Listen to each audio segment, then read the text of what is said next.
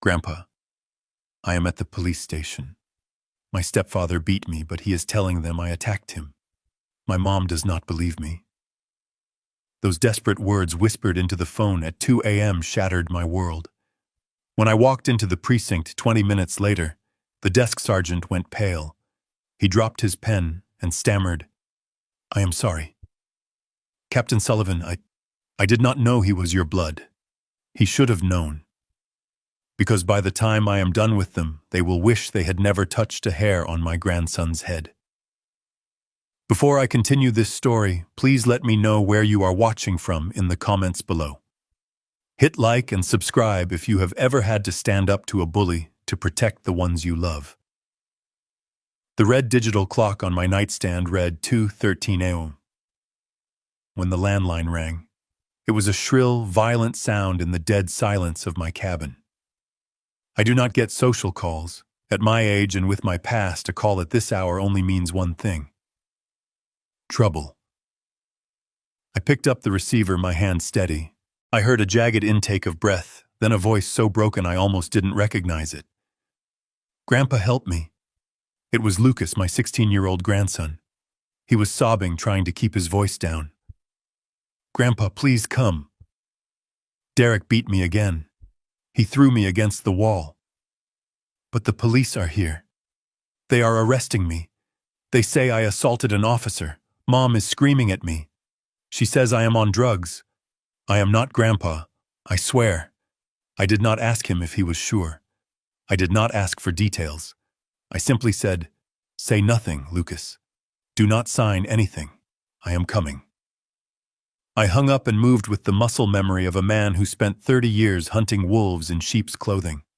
I pulled on my old Carhartt jacket, the one with the frayed collar, and slipped a small, high-fidelity digital recorder into the inside pocket. I checked the battery. Full. I grabbed the keys to my 2005 Ford F-150. It looks like a piece of junk to the neighbors, just like I look like a washed-up retiree. That is exactly how I like it. Underestimating me is the first mistake everyone makes.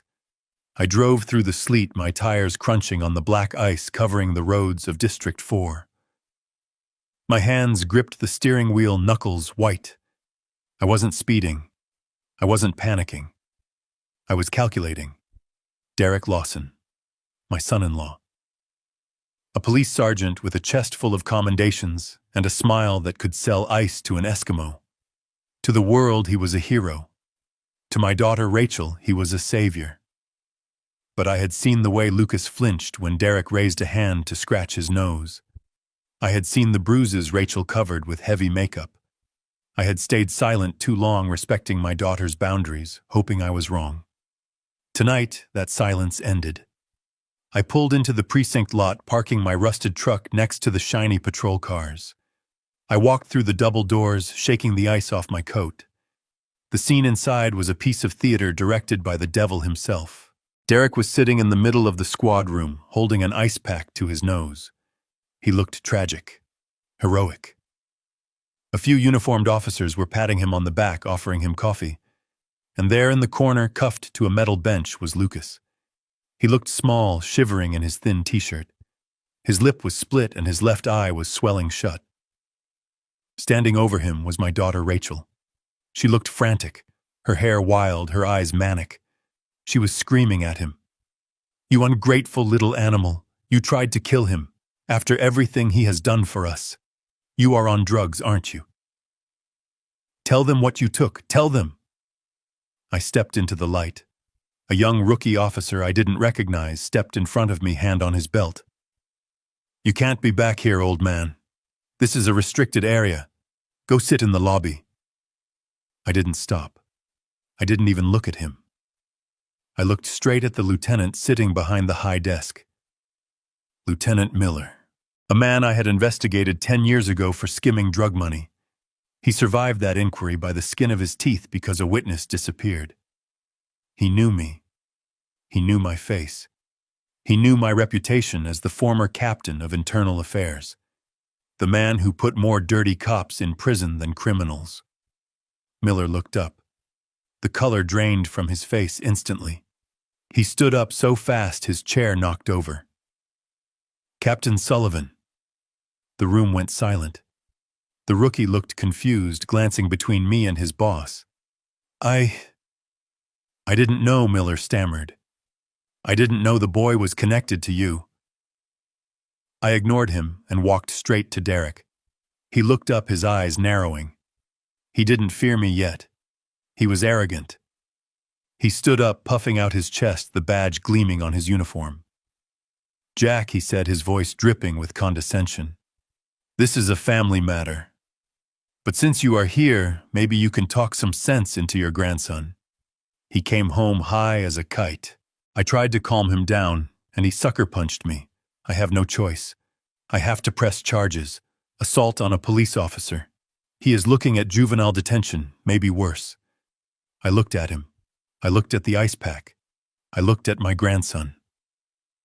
Lucas was shaking his head, tears streaming down his face. "No, Grandpa. He hit me because I found his phone. I didn't touch him. I curled up to protect myself, and his nose hit the doorframe when he tried to drag me out." Rachel rushed at me, grabbing my arm. "Dad, don't you dare defend him. You always spoil him. Look at Derek. Look at his face, Lamusso. Lucas is out of control. He needs help. He needs to go away to a facility. Derek knows a place." I looked at my daughter. She was thin, too thin. Her eyes were darting around the room, terrified. She was parroting words that weren't hers. This wasn't my Sarah. This was a broken woman repeating a script. I gently but firmly removed her hand from my arm. I turned to Lieutenant Miller. "Unlock him." Derek stepped forward. "You have no authority here, Jack. You are retired. You are just a civilian. This boy is a danger to himself and others." I pulled out my phone and placed it on the desk. I dialed a number on speaker. It rang twice. A sleepy, gravelly voice answered. "This better be good, Jack." "It is Commissioner," I said. "I am at the 4th Precinct. Sergeant Lawson claims my grandson assaulted him. Lawson has no visible injuries consistent with a punch, but he claims a broken nose.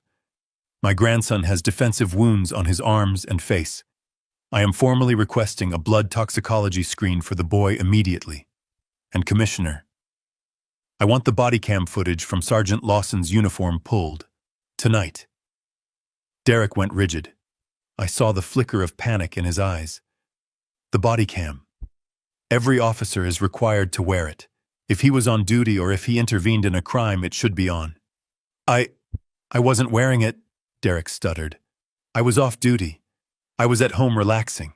"Then it is just your word against his," I said, my voice low and cold.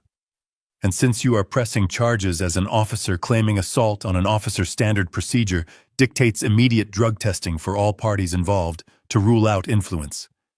You know the protocol, Sergeant, unless you want to drop the charges right now." The room was deadly quiet. Derek stared at me. He knew. He knew that if he took a test, they might find the steroids he had been abusing for years, or maybe something else. He clenched his jaw. "I am doing this for the family," Derek hissed. "I don't want to ruin the kid's record. I will drop the charges, but he can't come back to my house. I won't feel safe." "Fine," I said. I pointed at the rookie. "Get the keys. Uncuff him. Now." The rookie fumbled with the keys and unlocked Lucas.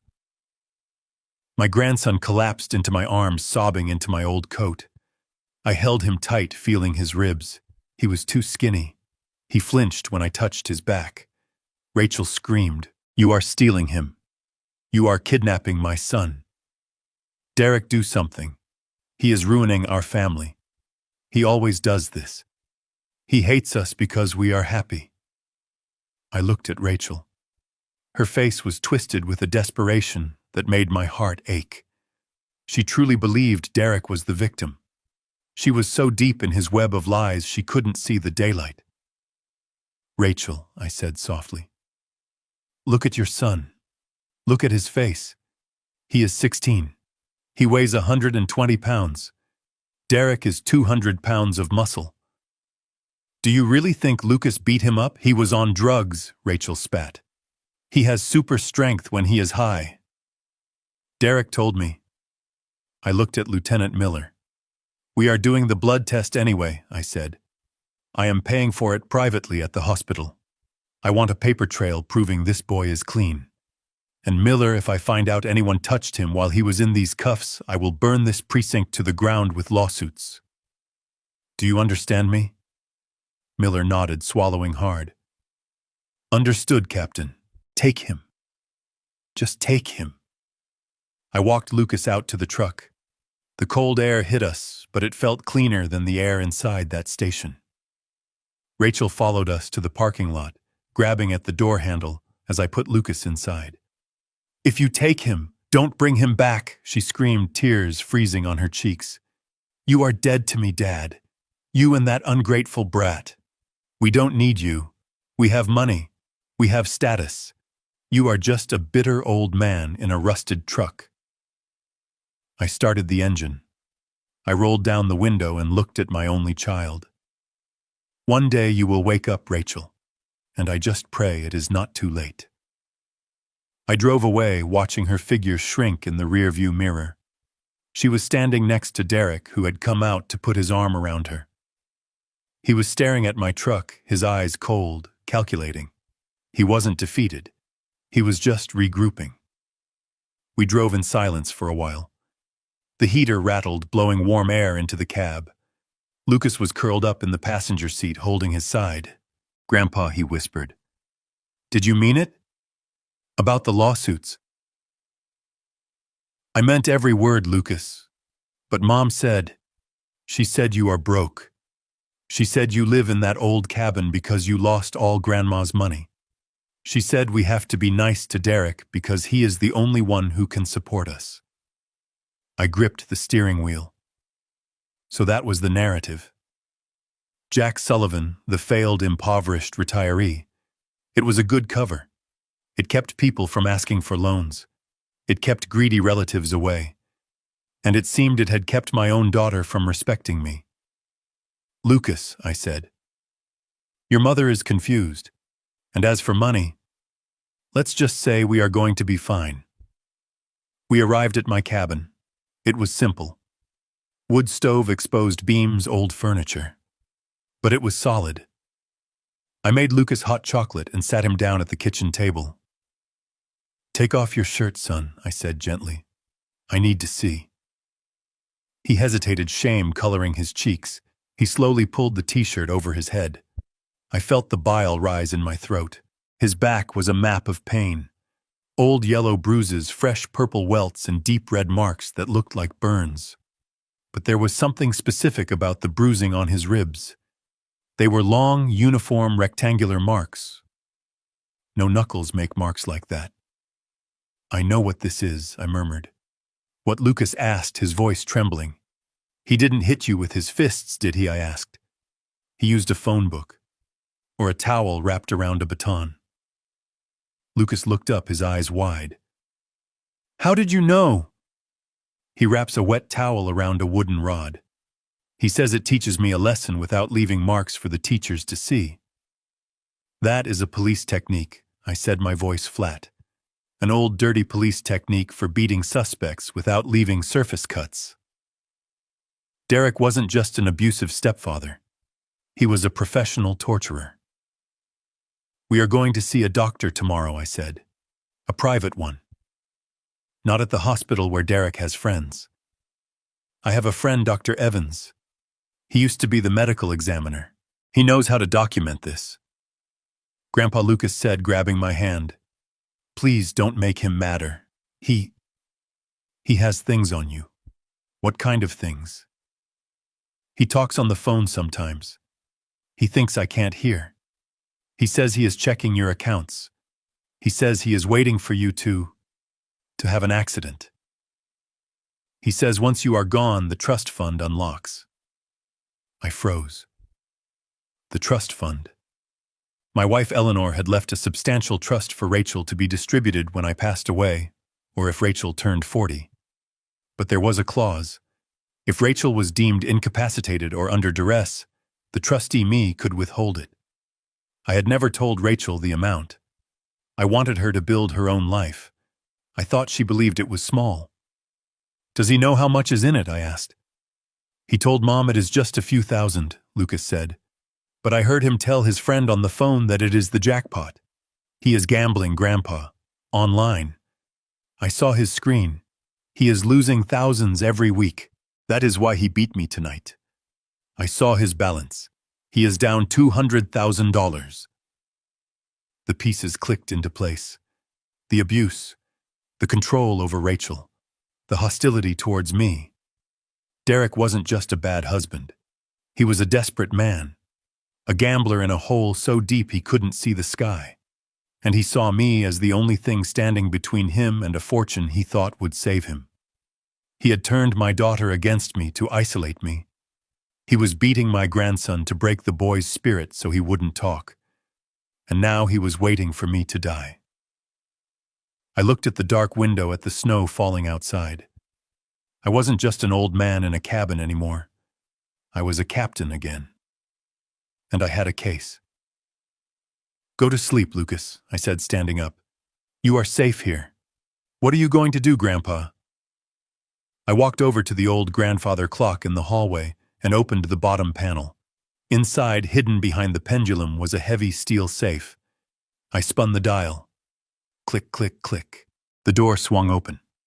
Inside lay a stack of thick file folders, a Glock 19 that I kept oiled and ready, and a ledger that contained the details of assets worth $12 million.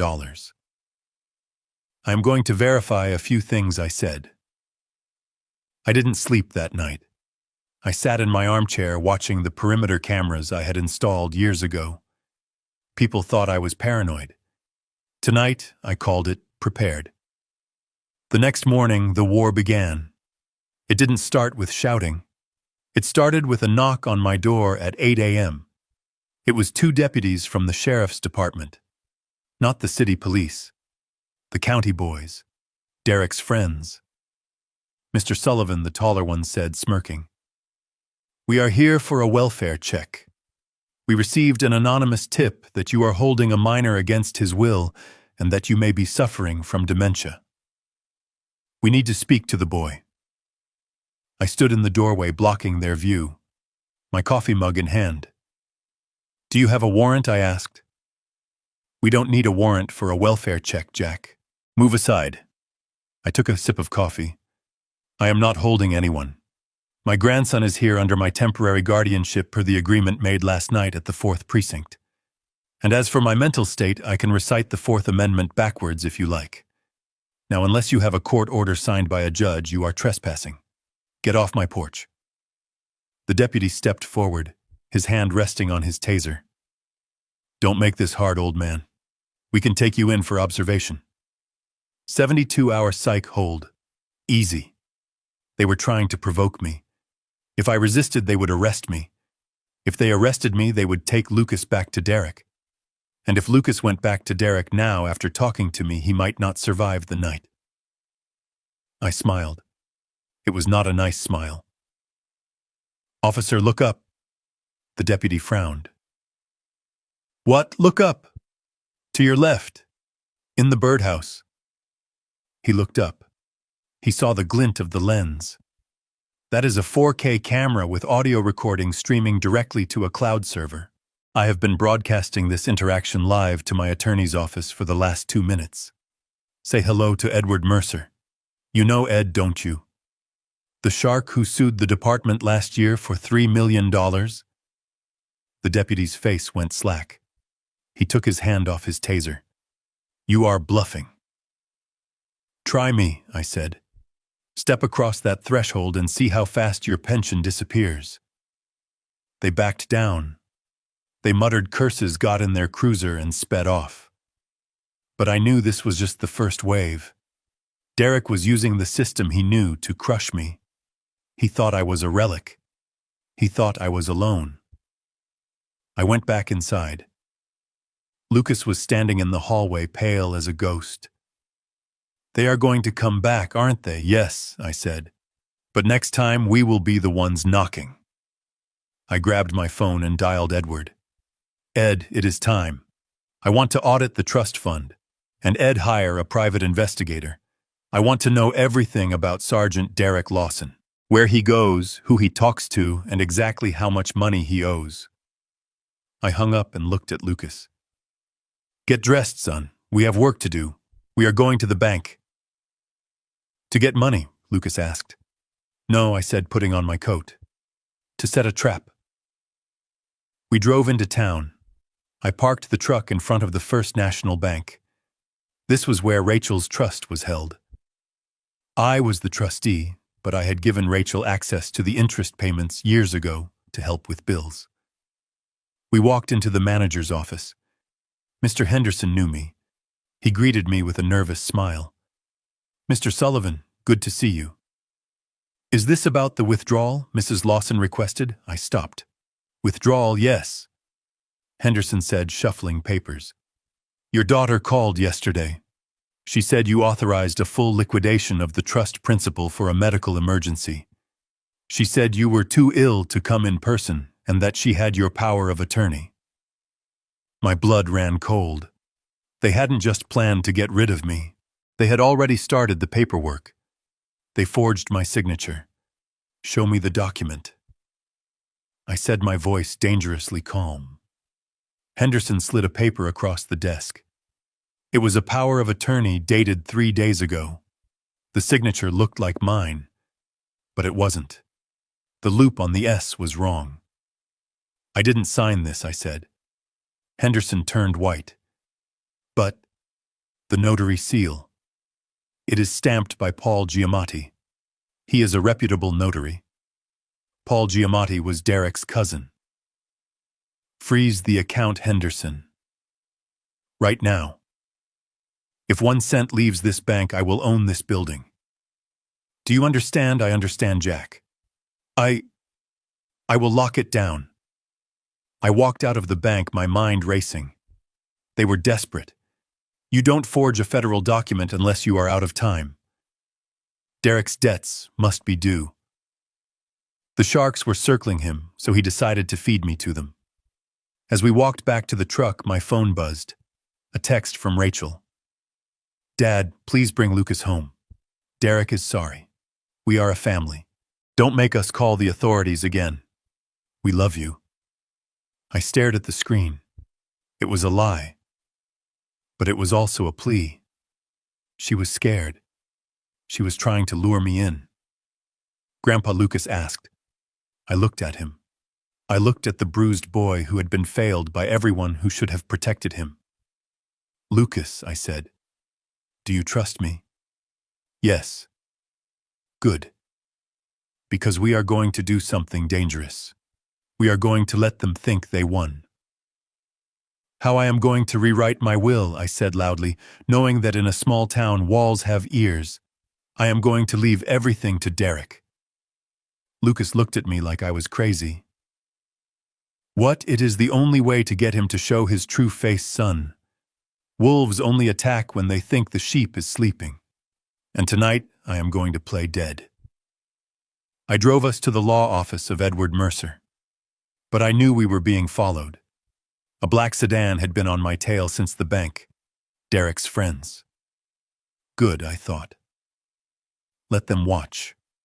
Let them see the old man panic. Let them report back that Jack Sullivan is running around town trying to fix his affairs. Because what they didn't know was that inside Edward's office we weren't writing a will. We were drafting an affidavit for the FBI. And I was about to offer myself as the bait in a trap that would snap this family's secrets wide open. We arrived at the cabin, and the silence of the woods should have been comforting, but inside the truck, the air was thick with fear. Lucas was shivering, and it was not from the cold. I kept the heater running while I unlocked the front door, my eyes scanning the perimeter cameras automatically. Clear. I ushered him inside and locked the heavy deadbolt behind us. The sound of the lock clicking into place seemed to echo like a gunshot in the small room. I told him to sit on the old leather couch, and I went to the kitchen to wet a cloth. I needed to clean the blood off his face, but more importantly, I needed to see what was happening under that t-shirt. He was holding his left side with a rigidity that terrified me. I walked back into the living room and knelt in front of him. "Lucas," I said, keeping my voice low and steady, "I need to check your ribs. You are breathing shallow." I reached out slowly, telegraphing my movement so I would not startle him.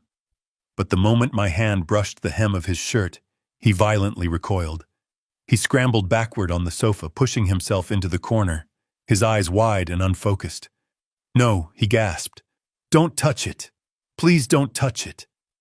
It wasn't just pain. It was terror. Pure, primal terror. He looked at me, but he didn't see his grandfather. He saw another man coming to hurt him. He saw Derek. I pulled my hand back and sat on the floor, giving him space. "I am not him, Lucas. I am never going to hurt you. But if you have internal bleeding, we need to know." He was hyperventilating now. I watched his chest rise and fall in short, sharp hitches. He was guarding his torso like a wounded animal. I knew then that a bag of frozen peas and some aspirin wasn't going to cut it. I needed a professional, but I couldn't take him to the county hospital. Derek played poker with the ER-charged nurse every Tuesday night. If I took Lucas there, the medical report would disappear, or worse, it would be twisted to say the boy hurt himself. I stood up and grabbed my keys again. "Put your coat back on, son. We are going for a ride." Lucas looked at me with panic. "Where?" "To see an old friend. Someone who knows how to keep his mouth shut and his records private." We drove 40 minutes east, crossing the county line into the next jurisdiction. I watched the rearview mirror the entire way. No headlights followed us. The snow was coming down harder now, blurring the world into shades of gray and black. We pulled into the driveway of a modest ranch house set back from the road. Dr. Henry Evans had been the chief medical examiner for the state for 20 years, before he retired. He had seen every kind of evil one human could inflict on another. He owed me his career after I cleared his name in a botched investigation 10 years ago. I rang the bell and Evans answered in his robe. He didn't ask questions. He took one look at Lucas's face and stepped aside to let us in. "Basement Jack," he said. "Bring him down." Evans maintained a small private examination room in his basement for consulting work. It smelled of antiseptic and old paper. He washed his hands and put on gloves, his face settling into a mask of professional detachment. "Up on the table, son," Evans said. Lucas hesitated, looking at me. I nodded. "You are safe here, Lucas. Doc Evans is the best." Lucas climbed up, wincing as he lay back. Evans cut the t-shirt off with medical shears to avoid making Lucas raise his arms. When the fabric fell away, the room went deadly silent. I had expected bruises. I had expected black and blue marks. But Lucas's torso was a pale canvas of nothingness. There were no cuts. No large hematomas. Just a faint redness along the rib cage that looked almost like a sunburn. But Evans knew better. He ran his gloved hands gently over Lucas's abdomen. He pressed lightly on the left flank, and Lucas screamed a sound that tore through my soul. Evans stepped back and pulled a portable ultrasound machine from a cabinet. He squirted the cold gel onto Lucas's side and pressed the wand down. We both looked at the grainy black and white monitor. There, Evans pointed to a dark mass near the kidney. "That is fluid. Blood. He has a renal contusion. And here." He moved the wand up. 2 hairline fractures on the floating ribs. I stared at the screen and then at Lucas's skin. "How is that possible?" I asked, my voice tight. "There is no mark on the skin." Evans turned off the machine and looked at me over his glasses. His eyes were cold and hard. "You know how, Jack. You saw this in the 80s. This is professional work." He walked over to a bookshelf and pulled out a thick, hard-bound medical dictionary. He slammed it onto the metal counter. "If I hit you with a bat, your skin splits and you bruise instantly," Evans said. But if I put a thick towel over your chest, or if I use a phone book to cushion the blow, the force disperses. The skin stays intact, but the shock wave travels through the soft tissue and crushes the organs against the bone. He looked at Lucas, who was shivering on the table. This wasn't a loss of temper, Jack. This wasn't a man lashing out in a blind rage. This was calculated. He wanted to cause maximum internal damage without leaving a mark that a school nurse or a social worker could see. He wanted the boy to be in agony every time he took a breath, but look perfectly fine on the outside. The realization hit me like a physical blow. Derek Lawson wasn't just a bad father. He was a sadist using his police training to torture a child. He knew exactly how hard to hit to hurt, but not kill. He knew exactly where to strike to hide the evidence. This is a technique we used to see in interrogation rooms 30 years ago, Evans said quietly. Before cameras, before accountability. Whoever did this to him knew exactly what they were doing. I looked at my grandson. He was staring at the ceiling, tears leaking from the corners of his eyes silently. He had been living in a war zone.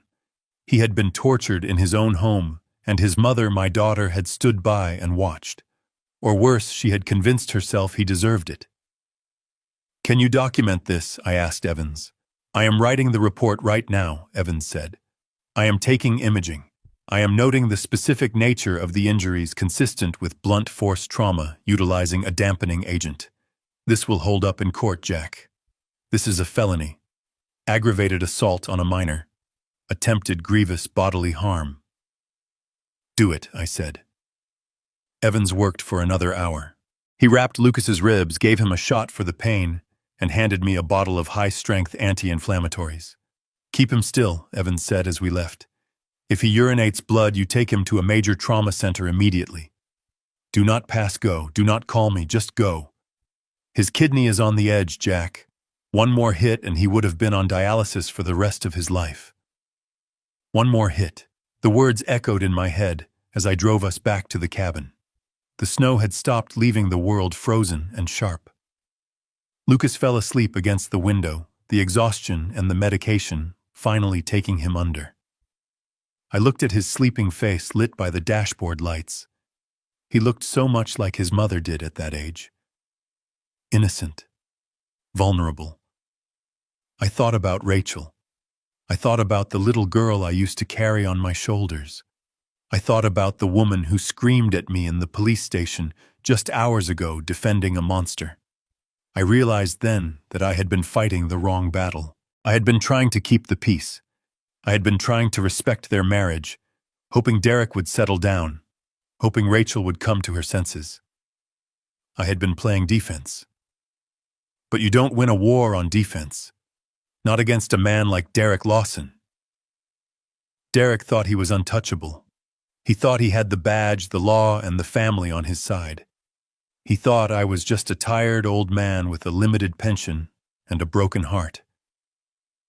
I gripped the steering wheel until my knuckles popped. He was right about one thing. I was tired. I was tired of the lies. I was tired of the fear in my grandson's eyes. But he was wrong about the rest. I wasn't broke, and I wasn't broken. I pulled into the driveway of my cabin. The dark windows stared back at me. This wasn't just a home anymore. It was a fortress. And inside that fortress, I had the resources to burn Derek's world to the ground. I carried Lucas inside and tucked him into the guest bed. I sat there for a moment, listening to his breathing, making sure it was steady. Then I went to my office. I didn't turn on the overhead light. I just switched on the desk lamp. I opened the safe again. I pulled out the ledger. $12 million. Accumulated through 40 years of shrewd investments, quiet living, and the sale of family land that no one knew I owned. I looked at the phone number for Edward Mercer, my attorney.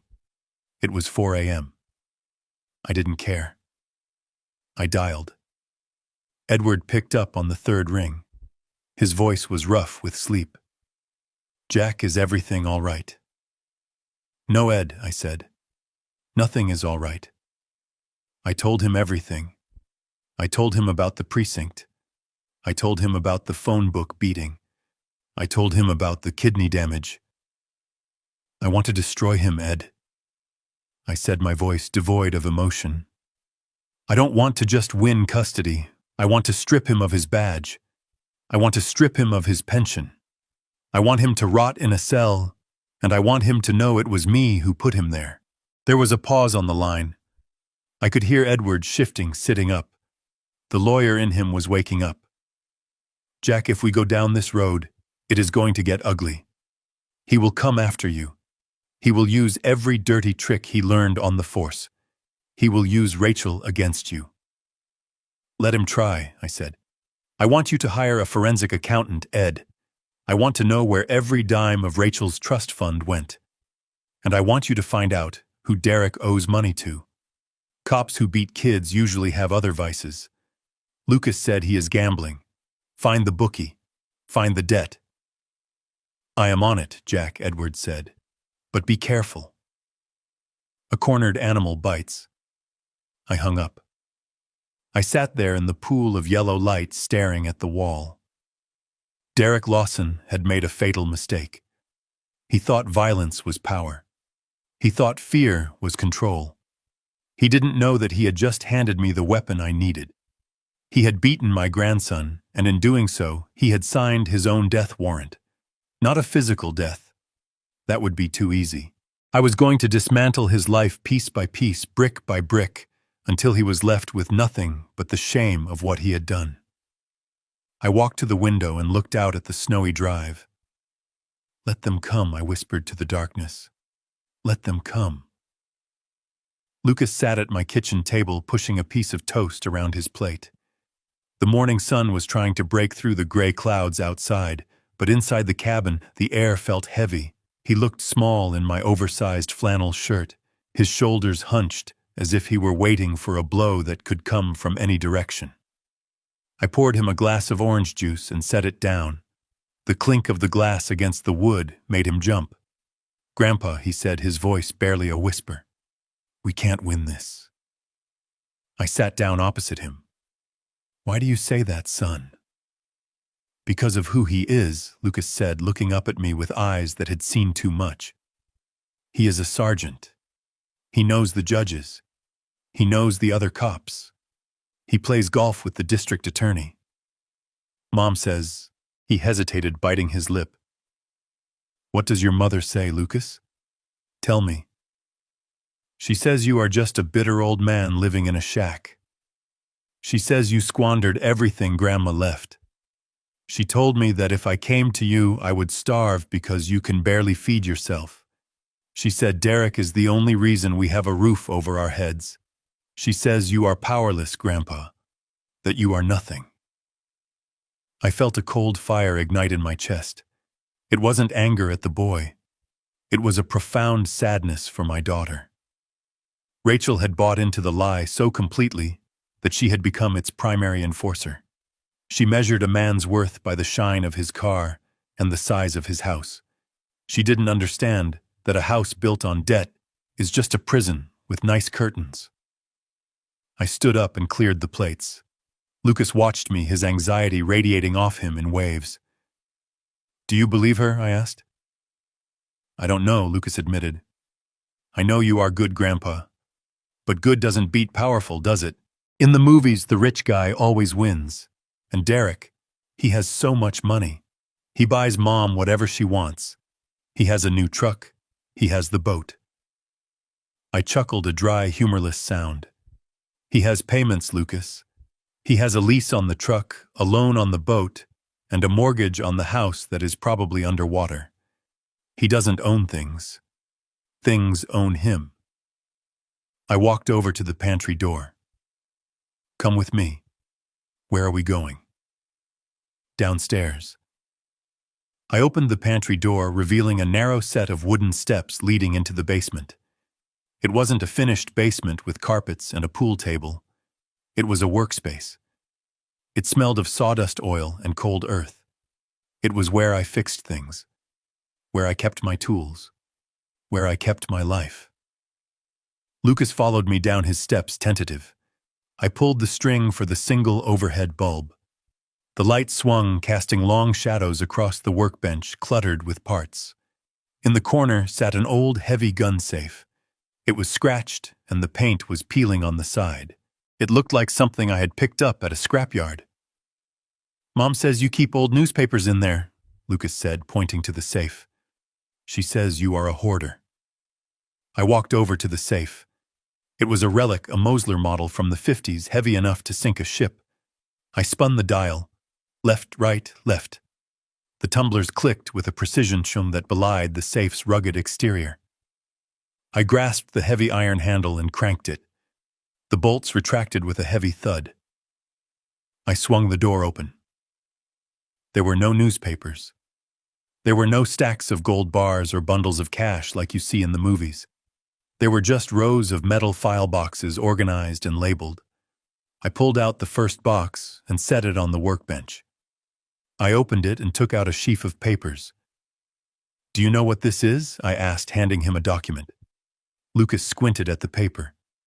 "It says Deed of Trust. For the shopping center on 4th Street. I own the land under that shopping center," I said. "I bought it in 1982 when it was just a cornfield. I lease it to the developers. Every month they pay me rent." I pulled out another file. "And this. Stocks." Lucas read. "Blue chip, tech, energy." "I bought these when everyone else was selling," I said. I didn't panic. I held them. I kept pulling out files. Municipal bonds, treasury notes, ownership stakes in 3 local manufacturing plants. The paperwork for this cabin and the 400 acres of timberland that surrounded it all, paid for in cash 30 years ago. Lucas looked from the papers to me, his mouth slightly open. "I don't understand," he said. "If you have all this, why do you drive that old truck? Why do you wear that coat? Why do you live here?" I leaned against the workbench, crossing my arms. "Because wealth is quiet, Lucas. Rich is loud, poor is loud. Wealth whispers. I live this way because I like it. I like simple things. I like knowing that if the world ends tomorrow, I can chop my own wood and grow my own food. But there is another reason." I looked him in the eye. "I live this way to filter people out." Filter people. When you look like you have nothing, the people who stay by your side are the ones who really care about you. They are the ones who love Jack Sullivan, the man, not Jack Sullivan, the checkbook. I took a breath, the pain of the truth hitting me again. Your mother. She failed that test. When she turned 18, I told her I would pay for college, but she had to work for her spending money. She called me cheap. She met Derek and saw the flash, the badge, the leased cars, and she thought that was what success looked like. She chose the appearance of wealth over the reality of character. She looked at me and saw a failure because I didn't wear a Rolex. I gestured to the open safe. "This is $12 million in assets, Lucas. Liquid and fixed. I have 0 debt. I answer to no one. I could buy Derek's precinct and turn it into a parking lot if I wanted to."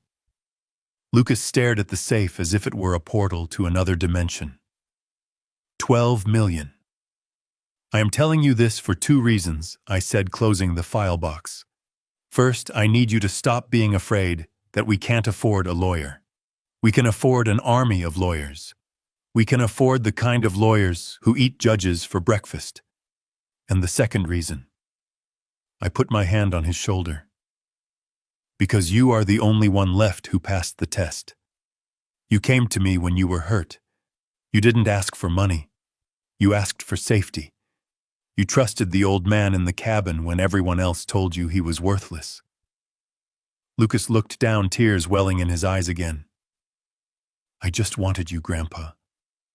"I know, son, and that is why I am going to fight for you with everything I have." I closed the safe door and spun the dial, locking it tight. "We are going back upstairs," I said.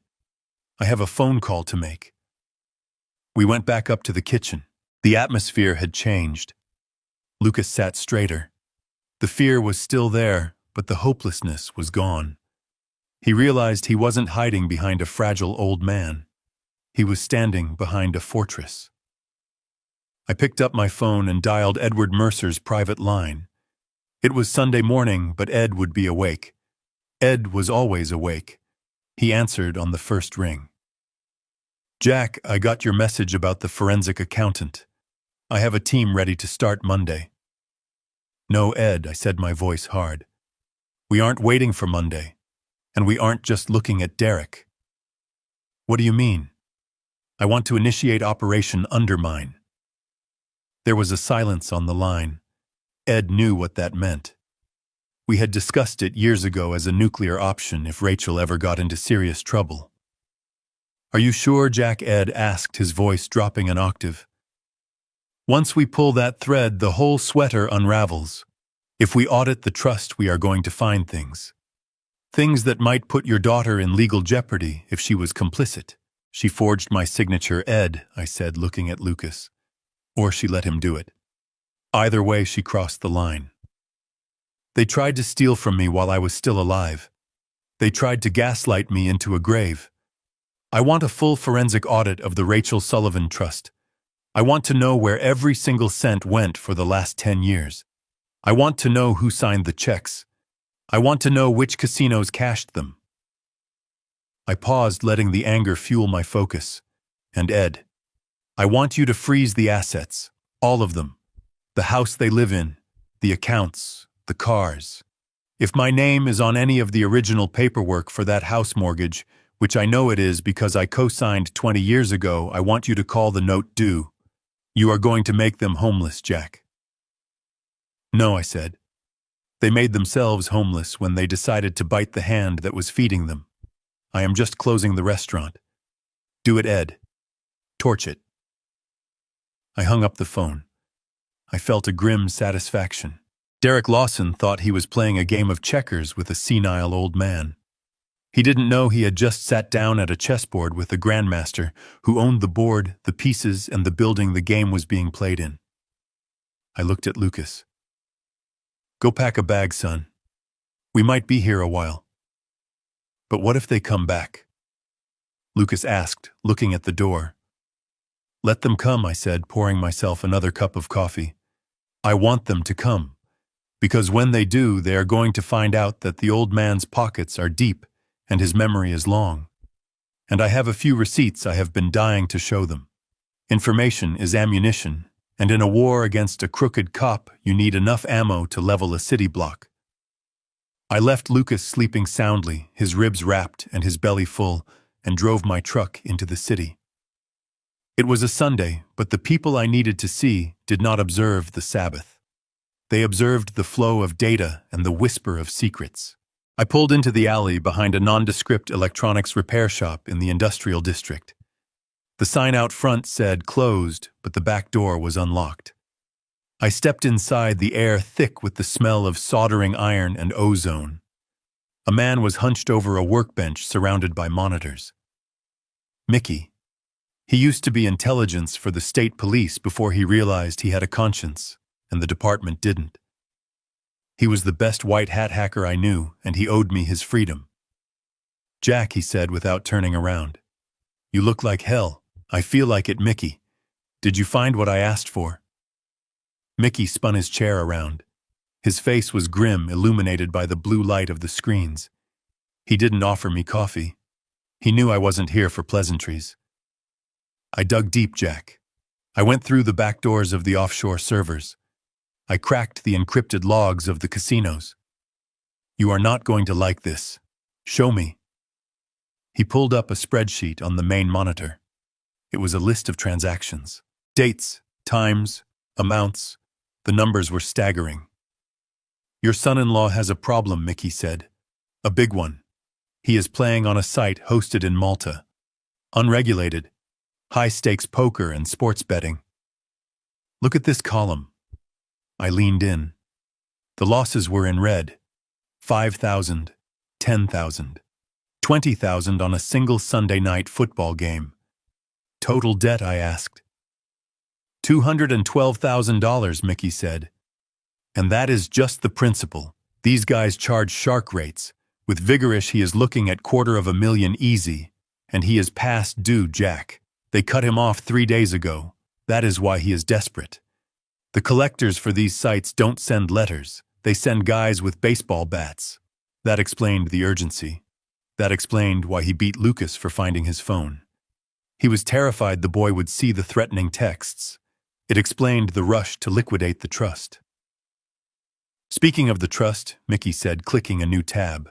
This is the audit of the account your wife set up for Rachel. I braced myself. I knew it was bad, but I wasn't prepared for the reality. The screen showed a graph that looked like a cliff dive.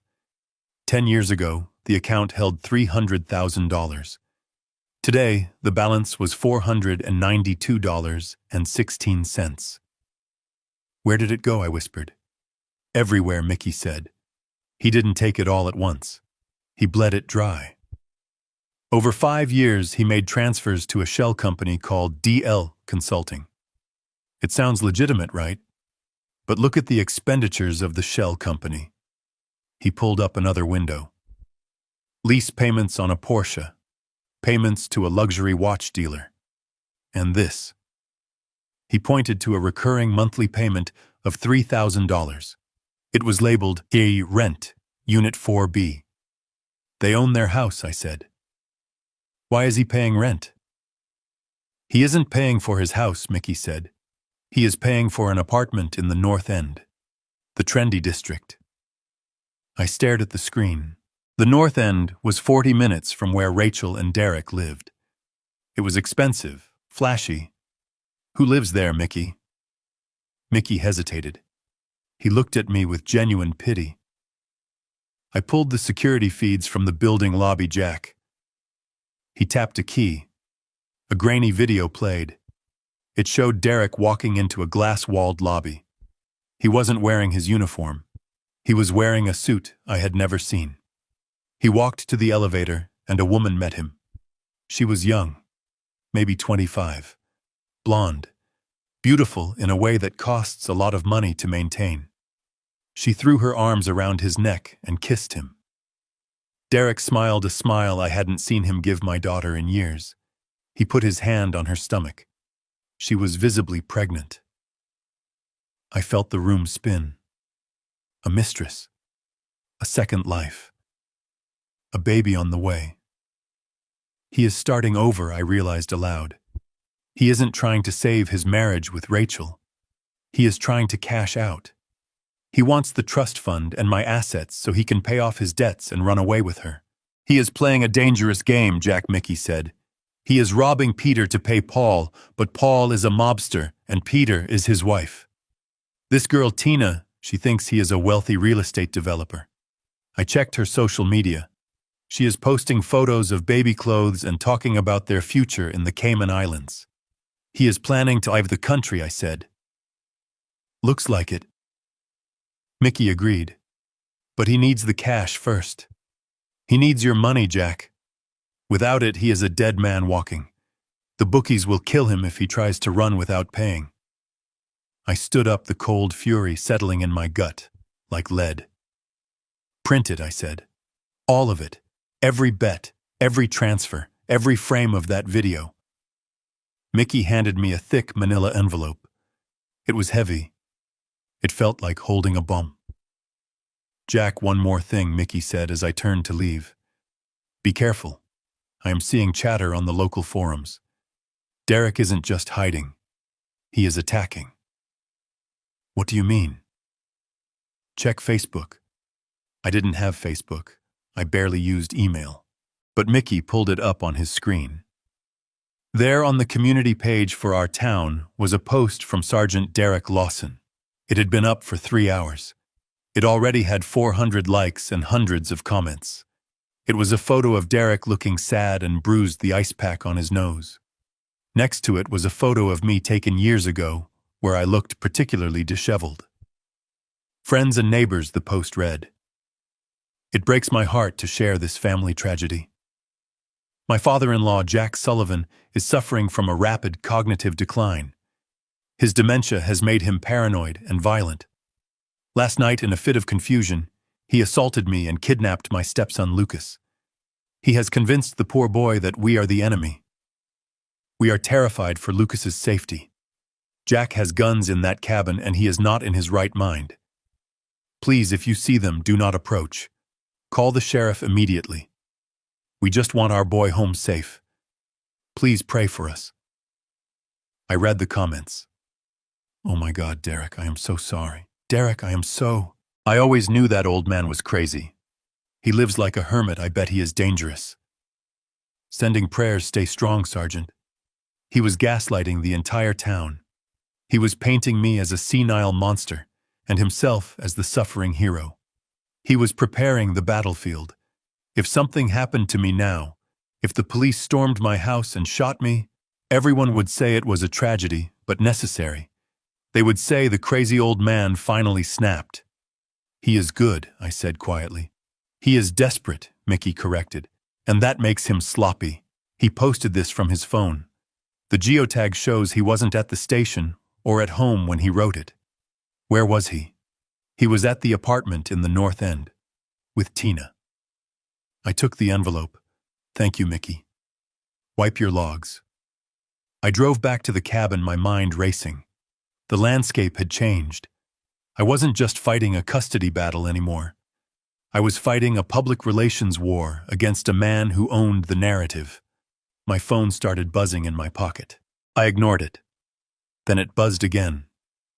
And again. I pulled over and looked at the screen. It was Mrs. Higgins, the nice lady who ran the bakery. Jack, please bring Lucas back. We are all worried about you. It is no shame to get help for your memory. Then a text from my old deputy. Jack, I saw the post. Don't do anything stupid. Let the boy go. I threw the phone onto the passenger seat. He had turned them all. 40 years of living in this community and one Facebook post had erased it all. That is the power of the badge and a good lie. I pulled into my long driveway. The sun was setting, casting long shadows across the snow. I saw tire tracks near my gate that weren't mine. Someone had been here, watching. I walked into the cabin. Lucas was sitting on the floor building a house of cards. He looked up, his eyes fearful. Did you see it, Grandpa? He asked. See what? The internet. My friends are texting me. They say you kidnapped me. They say you are crazy. I knelt down beside him. Lucas, look at me. Do I look crazy to you? No. Do I look like I forgot who I am? No. Then it doesn't matter what they say. The truth is in this envelope. I placed the heavy packet on the table.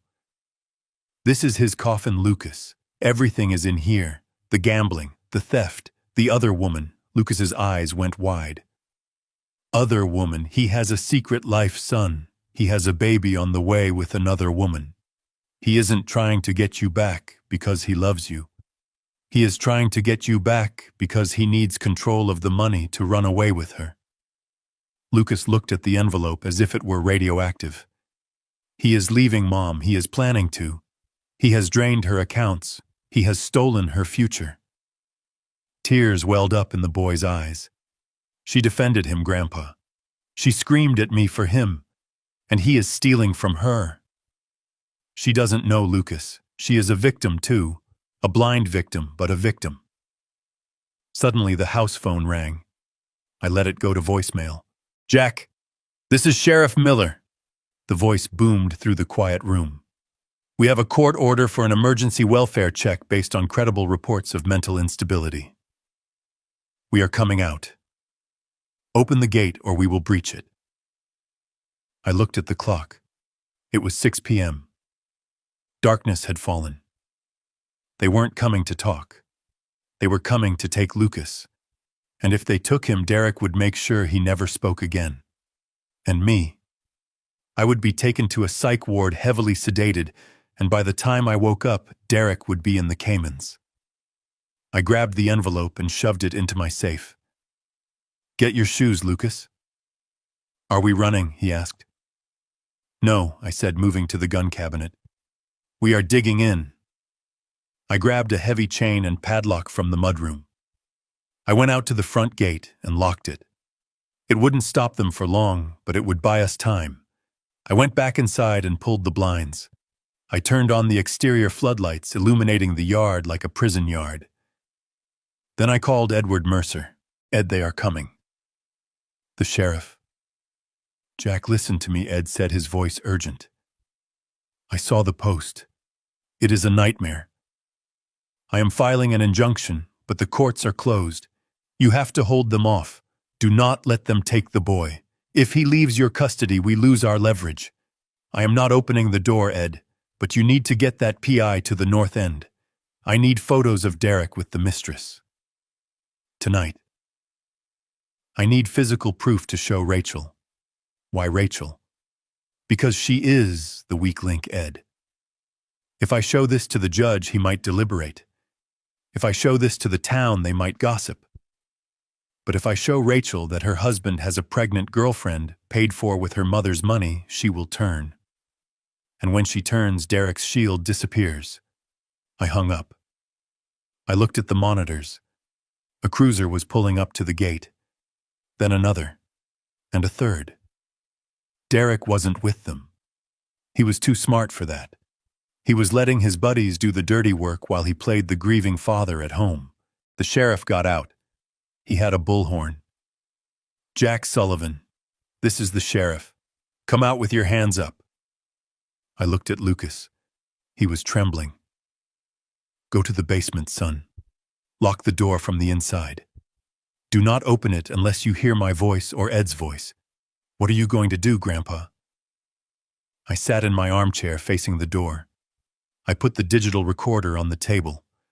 I didn't pick up a gun. I picked up a microphone connected to the PA system I had installed for emergencies. I flipped the switch. My voice boomed out over the yard louder than their bullhorn. Sheriff Miller, you are trespassing on private property. I am of sound mind and body. My attorney is filing a federal injunction against your department for harassment as we speak. If you breach that gate, you are violating my civil rights, and I will own your badge. I paused, watching the monitor. The deputies hesitated. They looked at the sheriff. They knew my reputation. They knew I didn't make idle threats. Turn around, Miller, I said, my voice cold as ice. Go ask Sergeant Lawson about the apartment in the North End. Ask him about the 200 grand he owes to the Albanian mob. Ask him before you ruin your career for a dirty cop. On the screen, I saw the sheriff stiffen. He lowered the bullhorn. He said something to his men. They looked confused. I had planted the seed of doubt. It wouldn't stop them forever. But it stopped them for tonight. They got back in their cars and backed away. They would be back with a warrant, but that would take hours, maybe a day. I slumped in my chair. We had survived the skirmish, but the war was just getting started. And I knew Derek's next move wouldn't be legal. He was desperate. He was exposed. He was going to come for me himself. And he wasn't going to bring handcuffs. He was going to bring fire. The siege began 20 minutes after the sheriff left. They didn't try to breach the gate again. They didn't need to. They knew that sleep deprivation was a weapon more effective than a battering ram. At 11 p.m., a cruiser parked just outside my property line facing the cabin. They turned on the takedown lights, those high-intensity white beams used to blind suspects during traffic stops. The light cut through the gaps in my blinds, painting stripes of brilliant white across the living room floor. Then came the noise. Every 30 minutes, like clockwork, they hit the siren. Just a chirp. Whoop, whoop. It wasn't enough to sustain a noise complaint, but it was enough to jar you out of a doze. It was a reminder. We are here. We are watching. You are trapped. Lucas was huddled on the floor of the hallway, away from the windows. He had his hands over his ears. "Grandpa, make them stop," he whispered. I sat in my armchair watching the monitors. I wasn't angry. Anger clouds judgment. I was clinical. I was observing a masterclass in harassment, a tactic we used to call shaking the tree. You annoy the target until they make a mistake, until they come out screaming with a baseball bat, giving you the justification to put a bullet in them. I poured a cup of coffee and walked over to Lucas. Put these on, son. I handed him a pair of noise-canceling shooting earmuffs I used at the range. He slipped them on and his shoulders relaxed slightly. Go to sleep, Lucas. I have the watch. I went back to my desk. The computer screen hummed. The feed from the birdhouse camera was crystal clear. I could see the two deputies in the cruiser. They were laughing. One of them, a young guy named Kincaid, was eating a sandwich, dropping the wrapper out the window onto my grass. Littering. I made a note of the timestamp. 11:42 p.m. At 2 a.m. they escalated. A second car arrived. They got out and stood by the gate shining flashlights at the house. Mr. Sullivan, one of them, shouted through a megaphone. This is a welfare check. We received a report of a gas leak. Please come to the door. It was a lie. A clumsy, obvious lie. If there was a gas leak, they would have called the fire department. They were trying to bait me. They wanted me to open the door to argue so they could claim they smelled alcohol on my breath or saw a weapon. They wanted to create probable cause out of thin air. I didn't move. I took a sip of coffee and clicked the Save Clip button on my recording software. At 3:15 a.m., Kincaid unzipped his pants and urinated on my fence post. I zoomed in. The resolution on the 4K lens was unforgiving. I captured his face, his badge number, and the stream hitting my property. Indecent exposure. Official misconduct.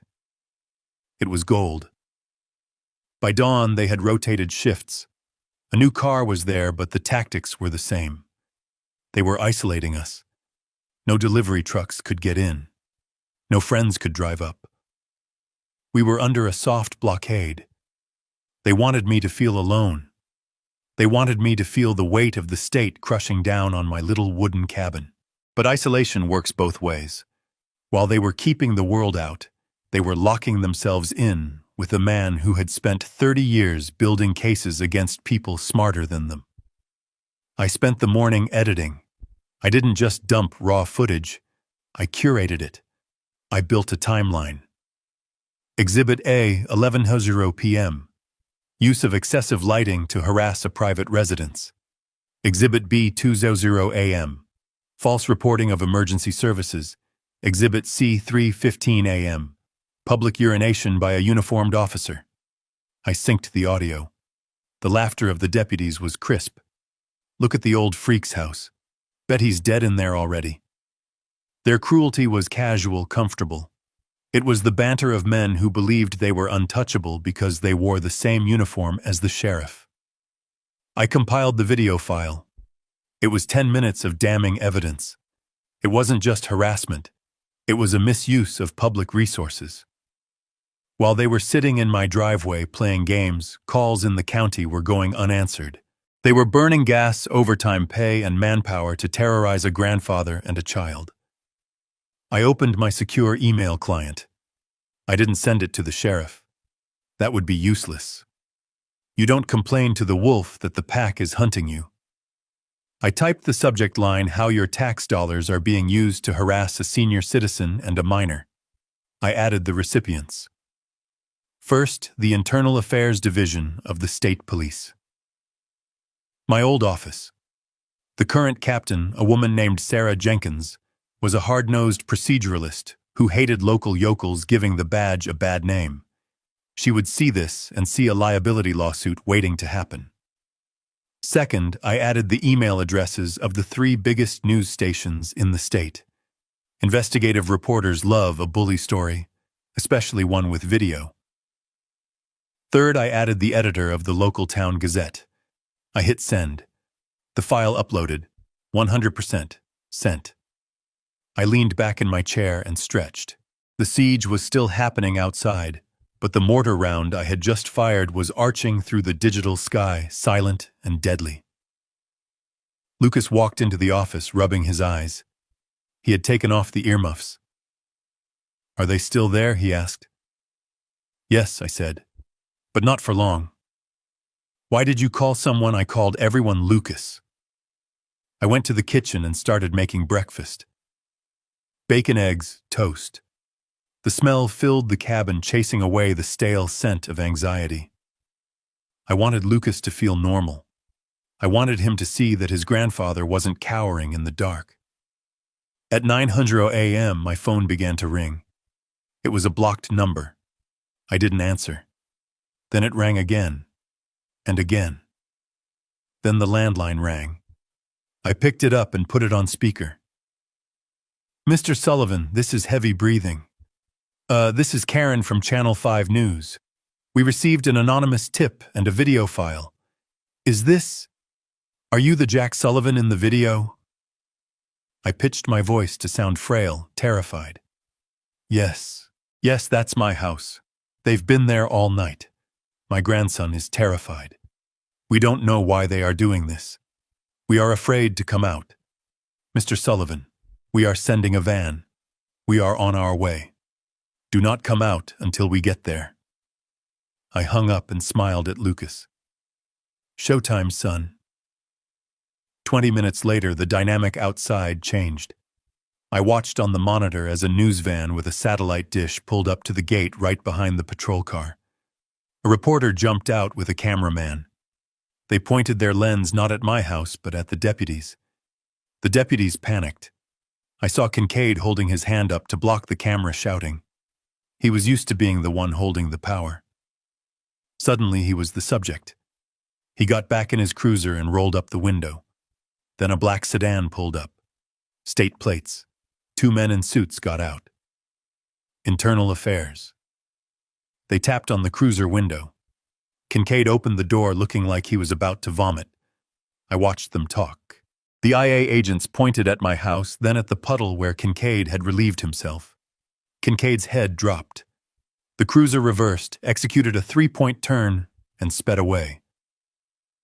The news crew filmed them fleeing. The siege was broken. Not by force, but by sunlight. I unlocked the front door and stepped out onto the porch, holding Lucas's hand. The news crew rushed the gate. Mr. Sullivan. Can you tell us what happened? And I walked to the gate and unlocked it. I looked into the camera lens. I didn't look frail anymore. I looked angry. My name is Jack Sullivan, I said, my voice carrying in the cold morning air. I served this state for 30 years, and last night men wearing the uniform I used to respect terrorized my home because I dared to protect my grandson from an abuser who hides behind a badge. The reporter thrust the microphone closer. Who is the abuser, Mr. Sullivan? I looked straight down the lens, knowing that somewhere in a house bought with stolen money, Derek Lawson was watching. His name is Sergeant Derek Lawson, I said, and he picked the wrong family to hurt. I didn't answer any more questions. I took Lucas back inside and locked the door. The news crew stayed filming the house, filming the tire tracks, filming the evidence. They were my security detail now. No cop would dare touch us while the cameras were rolling. But I knew this was a temporary victory. I had embarrassed them. I had shamed the department. Derek wouldn't be able to use his friends anymore. He was radioactive. The sheriff would distance himself to save his own career. Derek was alone now, just like he tried to make me. And a man like Derek, stripped of his power, stripped of his allies, and cornered by debt, would not surrender. He would snap. I went to the basement and checked the inventory in the safe. The next phase was coming. Derek would try to get to Rachel. He would try to use her as a shield or a weapon. I needed to get to her first. I needed to break the spell he had cast over her. I pulled out the file on the North End apartment, the photos of the mistress, the pregnant belly. Lucas, I called out. Yeah, Grandpa, get your coat. We are going to pay your mother a visit. And we aren't going to knock. But Derek is busy trying to explain to his boss why he is trending on Twitter, I said. He won't be home. We got back in the truck. The road was clear. The blockade was gone. I drove toward the suburbs, toward the house that debt built. I had the truth in a manila envelope on the seat beside me. It was time to deliver it. Not to the police, not to the press, but to the one person who had the power to destroy Derek from the inside out. His wife. The courthouse steps were slick with melting snow as Edward Mercer and I walked up them at 9 in the morning. I carried a leather briefcase that felt heavier than it looked, not because of the weight of the paper inside, but because of the weight of the secret I was about to reveal. For 40 years, I had guarded my financial privacy like a state secret. I lived in denim and flannel driving trucks until the wheels fell off, letting the town whisper that Jack Sullivan was just another pensioner scraping by. It was a shield that kept the leeches away. But today I was dropping that shield. I was turning myself into the biggest target in the county because it was the only way to save my grandson. We reached the clerk's office. The fluorescent lights hummed with a headache-inducing buzz. I pulled the thick document from my bag. It was a petition for full legal custody of Lucas Sullivan. Attached to it as Exhibit A was a sworn financial affidavit. Edward looked at me one last time before we handed it over. Jack, once this is filed, it becomes public record in the context of the hearing. Derek's lawyer will see it within the hour. There is no putting the toothpaste back in the tube. File it. Ed, I said, my voice flat. The clerk stamped the papers. Thud. Thud. The sound was final. I looked at the number on the bottom line of the affidavit. $12,450,000. It was a number that could buy freedom, but it was also a number that could buy a lot of trouble. We walked back out into the cold air. Now we wait, I said. Wait for what? Edward asked, lighting a cigarette. To see if a starving dog prefers the bone or the steak. We didn't have to wait long. We went back to my cabin where Lucas was nervously pacing the living room. He had seen the news report from the morning, but he was still terrified that the police would return. They won't come back today, son, I told him. Not after the media circus. They are regrouping. At noon, Edward's phone rang. He put it on speaker. It was the court-appointed mediator, Mr. Mercer. We have received your filing. I have forwarded the financials to the Respondents' Council. They are requesting a recess on the emergency hearing. Edward looked at me and raised an eyebrow. A recess. Usually in custody battles, the opposing side fights tooth and nail for an immediate return of the child. Yes, as the mediator continued. Mr. Lawson's attorney says that in light of this new information regarding Mr. Sullivan's resources, they want to explore an amicable resolution. They suggest a family conference. I smiled a cold, humorless smile. The bait had been taken. Derek Lawson, the man who was drowning in $200,000 of gambling debt, the man who was leasing a luxury apartment for a mistress he couldn't afford, had just seen the lifeboat. He had looked at that affidavit and realized that fighting for Lucas was small potatoes. Why fight over a teenage boy who eats your food and takes up space when you could fight for control of the $12 million fortune of a senile old man? Tell them we are open to talking, I said to Edward. But on my terms. We hung up. He took the bait. Lucas, I said, he doesn't want you anymore. He wants the money. Lucas looked confused. But how does that help us? Because a greedy man makes mistakes, son. An angry man is dangerous, but a greedy man is predictable. He is going to stop trying to hurt us and start trying to charm us. Or worse, he is going to try to control us. 2 hours later, my cell phone rang. It was Rachel. I stared at the screen. A picture of her from 5 years ago, smiling at a beach picnic, flashed at me. It felt like looking at a ghost. I answered, Dad. Her voice was small, trembling. It sounded like the little girl who used to wake up from nightmares and call for me. I am here, Rachel. Dad. I don't know what to say.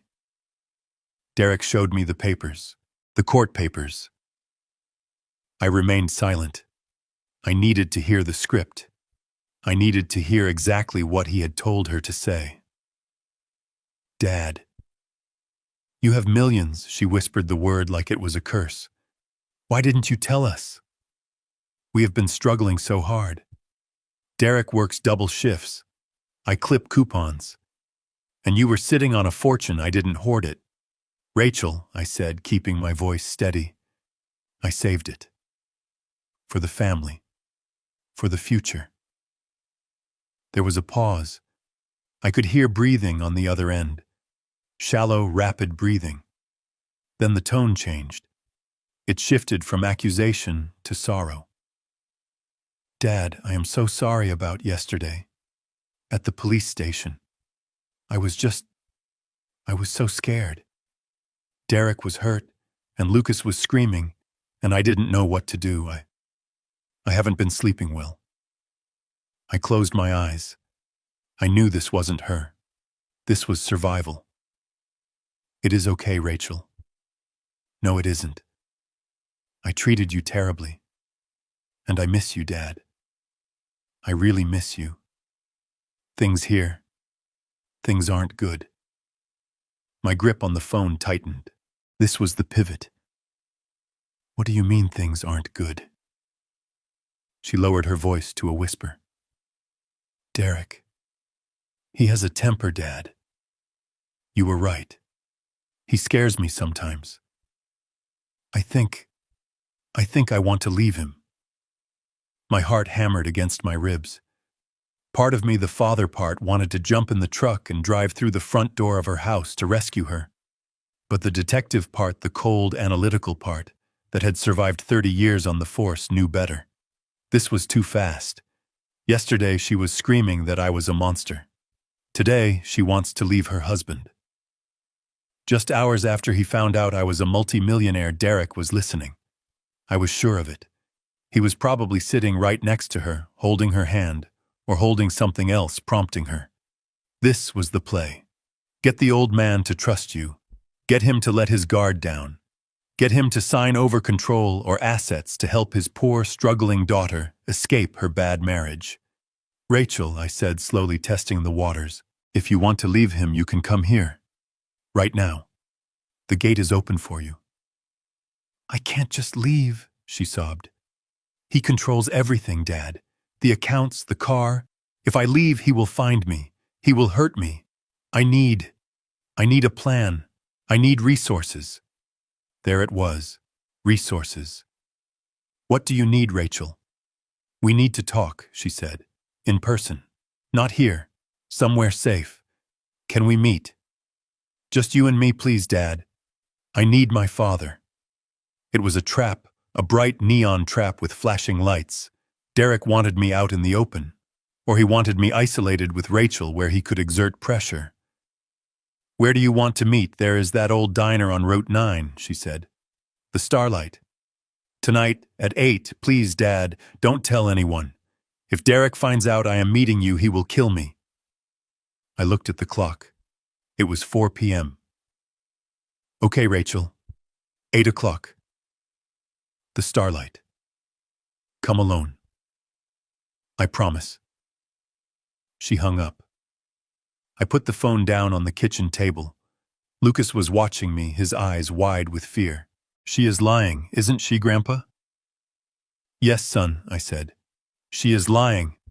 Then why are you going? Because she isn't lying about one thing, I said, standing up and walking to the window. She is scared. He is forcing her to do this. He is using her as bait to lure me out. So don't go, Lucas pleaded. It is a trap. I know it is a trap, Lucas, but a trap only works if the animal doesn't know it is there. If you know the trap is there, you can use it to catch the hunter. I turned to him. Derek thinks he is smart. He thinks he sees Altai's a lonely old man desperate to reconnect with his daughter. He thinks I will bring a checkbook and a hug. What will you bring? I walked to the closet and pulled out my old Kevlar vest. It was heavy, stiff with age, but still functional. I put it on under my flannel shirt. It was bulky, but my coat would hide it. I am going to bring an end to this, Lucas. I called Edward Mercer. Ed, the meeting is set. Route 9 Diner. 8 p.m. Do not go alone, Jack Ed warned. I am not going alone. I want you to call your contact at the FBI field office, the one who owes you for the RICO case last year. Tell him we have a situation involving a corrupt officer, interstate wire fraud, and potential kidnapping. Tell him I am going to wear a wire. Jack, that is high risk. If he searches you, he won't search me, Ed. He is arrogant. He thinks he owns me. And besides, I am not going to wear a standard wire. I hung up and went to my electronics drawer. I pulled out a small black device no bigger than a button. It was a live-streaming GPS tracker with audio. I sewed it into the lining of my coat collar. Then I went to the safe. I took out the envelope with the evidence. The photos of the mistress, the gambling debts, the stolen trust fund records. I wasn't going to the diner to negotiate.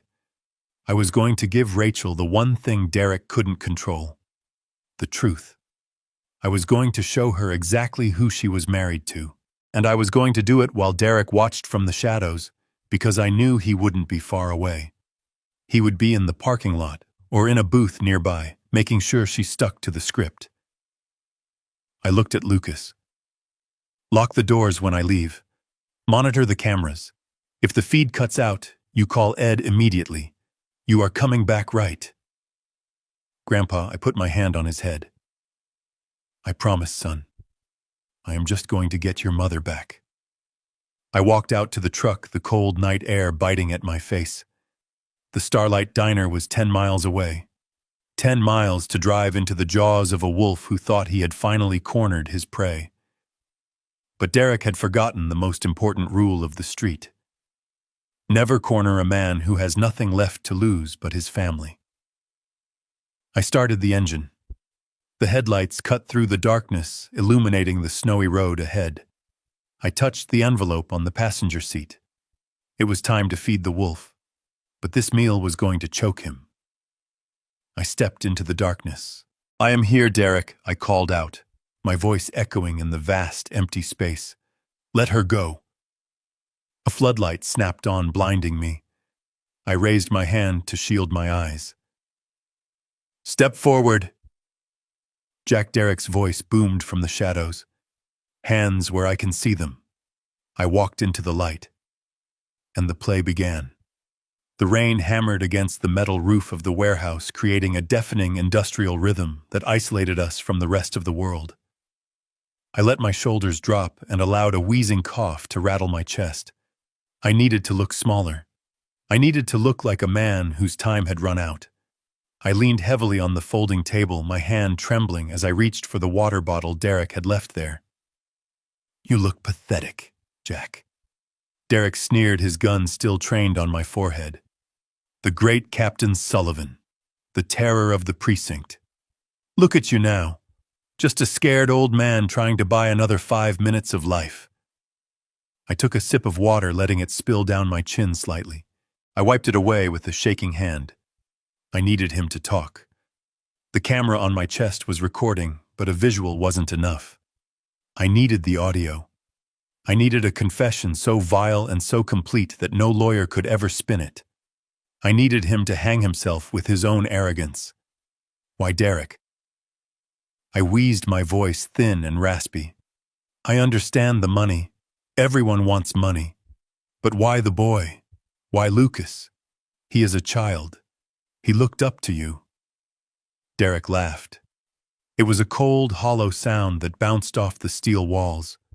He stepped closer, invading my personal space, smelling of sweat and expensive cologne. He didn't look up to me, Jack.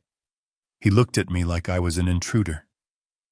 From the day I moved in, that kid was a constant reminder of Rachel's baggage. He is weak, soft. He sits in his room reading books and playing games. He doesn't have a killer instinct. And that justifies beating him with a phone book, I asked quietly. That justifies crushing his kidney. It wasn't just about discipline, Derek said, his eyes lighting up with a twisted sort of pride. It was stress relief, Jack. You know the job. You know the pressure. You come home after a shift of dealing with the scum of the earth, and you need to hit something. And there he was, always watching me with those big, judging eyes. It felt good to put him in his place. It felt good to see the fear. It made me feel like the king of my own castle. I looked past him at Rachel. She was staring at him, her mouth taped shut, but her eyes wide with a horror that was absolute. She was hearing her husband admit that he tortured her son, not for correction, but for pleasure. And the oath I asked pressing him further. You swore to protect and serve. How did you go from a rookie with potential to a man who owes the Albanian mob 200 grand? Derek paced back and forth, the gun swinging casually at his side. He was enjoying this. He was enjoying his monologue. He thought he was writing the final chapter of his biography. The oath is a fairy tale for civilians, Jack. You know that. The system is rigged. I just decided to stop being a sucker. Why should I bust my hump for 80 grand a year while the dealers make millions? I just took my cut. What cut, I asked. He stopped pacing and looked at me, his expression almost pitying.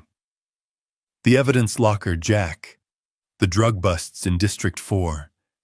You remember the Martinez case last year? The missing kilo of cocaine. That wasn't a clerical error. That was my down payment on the Porsche. And the domestic disputes. You can make a lot of problems go away for the right price. I have taken cash from wife beaters to lose the paperwork. I have taken jewelry from crime scenes. I am a businessman, Jack. I just wear a badge to minimize the overhead. I glanced at Officers Griggs and Miller standing in the shadows. They shifted uncomfortably. Even for dirty cops, this was brazen. Derek was admitting to felonies that carried 20-year sentences. And Rachel, I asked, bringing the focus back to the woman tied to the chair. Did you ever love her? Or was she just a mark? Derek looked at his wife. He didn't look at her with love. He didn't even look at her with hate. He looked at her with the same indifference one might look at a broken toaster. Rachel, he sighed. Rachel is a project that failed. I picked her because she was malleable. She was desperate for a hero. She was easy to mold. I thought she came with a trust fund. I thought she was my ticket to the easy life. But she is exhausting, Jack. She is so needy, always asking where I have been, always crying about her feelings. He walked over to her and tilted her chin up with the barrel of his gun. She flinched, tears streaming down her bruised cheeks. I hated coming home to you, he whispered to her, his voice intimate and cruel. Every time you opened your mouth, I wanted to scream. That is why I got the apartment in the North End. That is why I found Tina. She doesn't ask questions. She just appreciates the lifestyle I provide. She is young. She is fun. You are just an anchor. He turned back to me, his face hardening. And that is why you have to die, Jack. Because you are the chain that holds the anchor. Once you are gone, I get the money, I pay off the debts, and I disappear. Rachel will grieve for a while, and then she will have a tragic accident. A mix of pills and wine, maybe. Grief is a killer. And then I am free. I let out a long, shuddering breath. It wasn't acting this time. The pure evil of his plan, the casual way he discussed murdering my daughter, was suffocating. You plan to kill her, I stated flatly. It wasn't a question. It was a clarification for the record. Only if necessary, Derek said, shrugging. But let's be honest, Jack. She isn't going to survive without you. She is weak. She can't function on her own. I am doing her a favor, really, putting her out of her misery. I straightened up. I stopped coughing. I looked at Rachel. She had stopped crying. The terror in her eyes had been replaced by something else, something vacant. It was the look of a person whose entire reality had shattered. The man she had defended against her own father, the man she had chosen over her own son, had just confessed that he viewed her as nothing more than a disposable obstacle. Rachel. I said, my voice cutting through the sound of the rain. Did you hear him? She looked at me. She nodded slowly. Did you hear him say he beats Lucas for fun? I asked. Did you hear him say he steals from the evidence locker? Did you hear him say he plans to kill you? Derek laughed. She hears you, Jack. But she doesn't believe you. She is programmed. She knows who provides for her. I ignored him. I kept my eyes locked on my daughter. This is your hero, Rachel. This is the man you sacrificed your son for. This is the man you screamed at me to protect. Look at him. Really look at him. Rachel turned her head. She looked at Derek. For the first time in 10 years, she didn't see the uniform. She didn't see the husband. She saw the monster. She started to scream. It was a muffled sound behind the duct tape, but it was primal. It was a scream of pure agony of a heart ripping in half. She thrashed in the chair, the metal legs scraping against the concrete floor. She threw her head back and wailed a sound of grief so profound it made the hairs on my arms stand up. Derek looked annoyed. He stepped forward and raised his hand to strike her again. "Shut up, Rachel," he snapped. "Don't make this harder than it has to be." I took a step forward.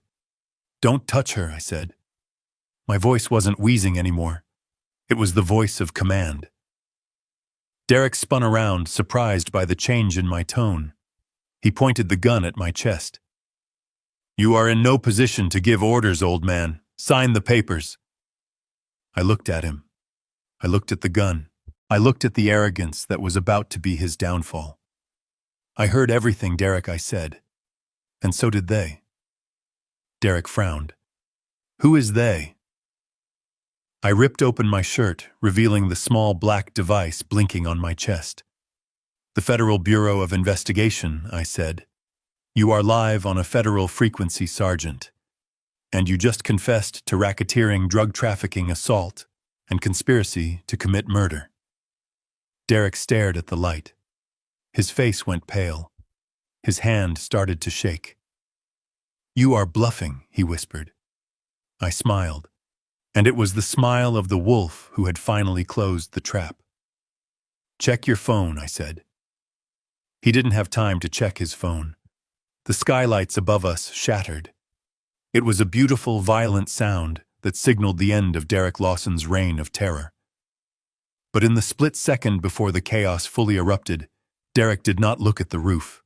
He looked at me. His eyes were wide, manic, and filled with the realization that he had been outplayed. Just seconds before the glass fell, he had jammed the barrel of his gun so hard against my forehead I could feel the metal biting into my skin. He had screamed at me, spit flying from his mouth, saying, "Time is up, old man. Sign the paper, or I paint the wall with your brains." He was trembling, vibrating with the desperate energy of a man who sees his escape route closing. I had looked him dead in the eye. I didn't flinch. I didn't beg. I just smiled a cold, hard smile that I had saved for this exact moment. I told him, "Derek, I forgot to tell you something.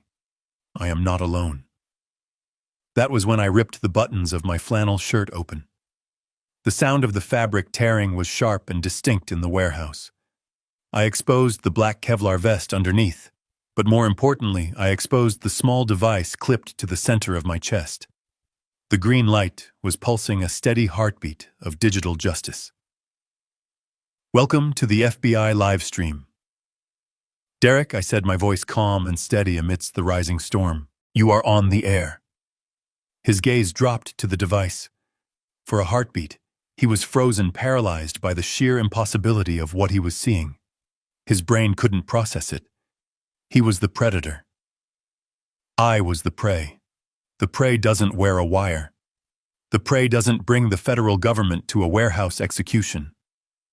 Then the world exploded. Flashbangs detonated with a blinding white light, and a concussive thump that hit you in the chest like a sledgehammer. The sound was deafening, a high-pitched ring that drowned out Derek's scream. Smoke filled the air, instant and disorienting. Federal agents dropped the weapon. Get on the ground now. The voice was everywhere, amplified by loudspeakers booming from the rafters and the doors. It wasn't a request. It was the voice of God. Red laser sights cut through the smoke, dozens of them dancing across Derek's chest and face. He looked like a pincushion of light. He spun around, wild and erratic, waving his gun. Griggs and Miller, the two dirty cops Derek had brought as muscle, dropped their weapons instantly. They knew the game. They knew when you were beat. They hit the wet concrete hands behind their heads, screaming, "Don't shoot, don't shoot." They were cowards who only felt tough when they had the badge to hide behind. Without it, they were nothing. But Derek broke. He didn't drop the gun. He grabbed Rachel. He yanked her chair backward, using her body as a human shield. He pressed his gun to her temple, his arm shaking violently. "Back off," he screamed, his voice cracking into a high falsetto of terror. "I will kill her. I swear to God, I will kill her." The SWAT team froze. They were professionals. They had the shot, but with Rachel in the line of fire, the risk was too high. A wall of black-clad operators with ballistic shields moved forward, forming a perimeter, but they held their fire. I stood 5 feet away from him. The lasers were still painted on him, but he was crouching behind my daughter, hanging her terrified, sobbing form to buy himself seconds of life. "Jack, tell them to back off," Derek yelled at me. "Get me a car. I want a chopper. I want out of here." I looked at him. I looked at the man who had beaten my grandson, who had stolen my daughter's future, who had planned to murder me and make it look like a suicide. I saw the sweat pouring down his face. I saw the madness in his eyes. He wasn't a sergeant anymore. He wasn't a husband. He was a rabid dog. "It is over, Derek," I said, stepping forward. "There is no chopper. There is no car. There is only a cell. Put the gun down and maybe you get to walk out of here alive." He pressed the gun harder against Rachel's head. She whimpered a sound of pure despair. "Stay back, old man, or I swear I will do it. I have nothing to lose." "You have one thing left to lose," I said, taking another step. "Your life." He shifted his aim. For a fraction of a second, the gun left Rachel's temple and pointed at me. He wanted to kill me. He hated me more than he loved his own survival. That was the mistake. I didn't wait. I didn't hesitate. I dropped to one knee. It was a move I had drilled 1,000 times in the academy 40 years ago. Muscle memory doesn't age, even if the joints do. My hand went to my ankle. My fingers closed around the grip of the Glock 19. Derek saw the movement. He tried to bring his aim back to me. He tried to pull the trigger. But he was fighting against a man who had been waiting for this shot since the moment he saw the bruises on his grandson's back. Pop, pop, 2 shots, controlled, rhythm. The first round hit him in the shoulder, spinning him around. The impact shattered his collarbone and forced his gun hand away from Rachel. He screamed a sound of shock and pain. The second round hit him in the leg, shattering his knee. He collapsed. He hit the floor screaming, writhing in the dirty water and oil. His gun skittered away across the concrete. "Move, move, move!"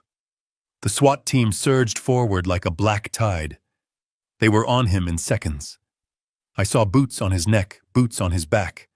They zip-tied his hands behind him, wrenching his injured shoulder. He howled, but no one cared. "Secure the hostage!" 2 agents rushed to Rachel. One cut the zip ties binding her wrists. Another ripped the tape from her mouth. She fell forward, sobbing, gasping for air. "Daddy," she wailed. "Daddy." I holstered my weapon. I stood up, ignoring the creaking in my knees. I walked over to her. I pushed the agents aside gently. "I am here, baby," I whispered, pulling her into my arms. "I am here." She buried her face in my flannel shirt, clinging to me like she was 5 years old again. She was shaking so hard her teeth chattered. She was covered in blood, some hers, some Derek's, but she was alive. I looked over her shoulder. They were hauling Derek up. He was limping, bleeding, crying. He looked at me. His eyes met mine. "You ruined everything," he spat, blood spraying from his mouth. "You ruined my life." I stared at him. I didn't feel anger anymore. I just felt a cold, hollow satisfaction. "I didn't ruin your life, Derek," I said, my voice cutting through the noise of the warehouse. "I just turned on the lights." An agent in a suit walked over to me. He was the lead investigator, the one Edward had contacted. He looked at Derek, then at me. "That was a hell of a shot, Mr. Sullivan," he said. "I practiced," I said. "Is the feed still running?" the agent asked, pointing to my chest. I looked down. The green light was still blinking. "Yes," I said. "Good," the agent smiled grimly. "That means we have his confession, his threats, and his assault on a federal officer on tape. He isn't seeing daylight again." I reached up and clicked the device off. The green light died. The show was over. I looked back at Rachel. She was looking at Derek as they dragged him away. There was no love in her eyes anymore. No defense. Just horror. She finally saw him. She finally saw the monster I had seen from the beginning. He was going to kill me," she whispered. "He was really going to do it." "Yes," I said, smoothing her hair. "He was." "Why, Daddy? Why did he hate us so much?" "Because he hated himself, Rachel, and he used us to pay for the price of being him." The paramedics arrived, swarming around us, checking Rachel's face, checking my vitals. I waved them off. I was fine.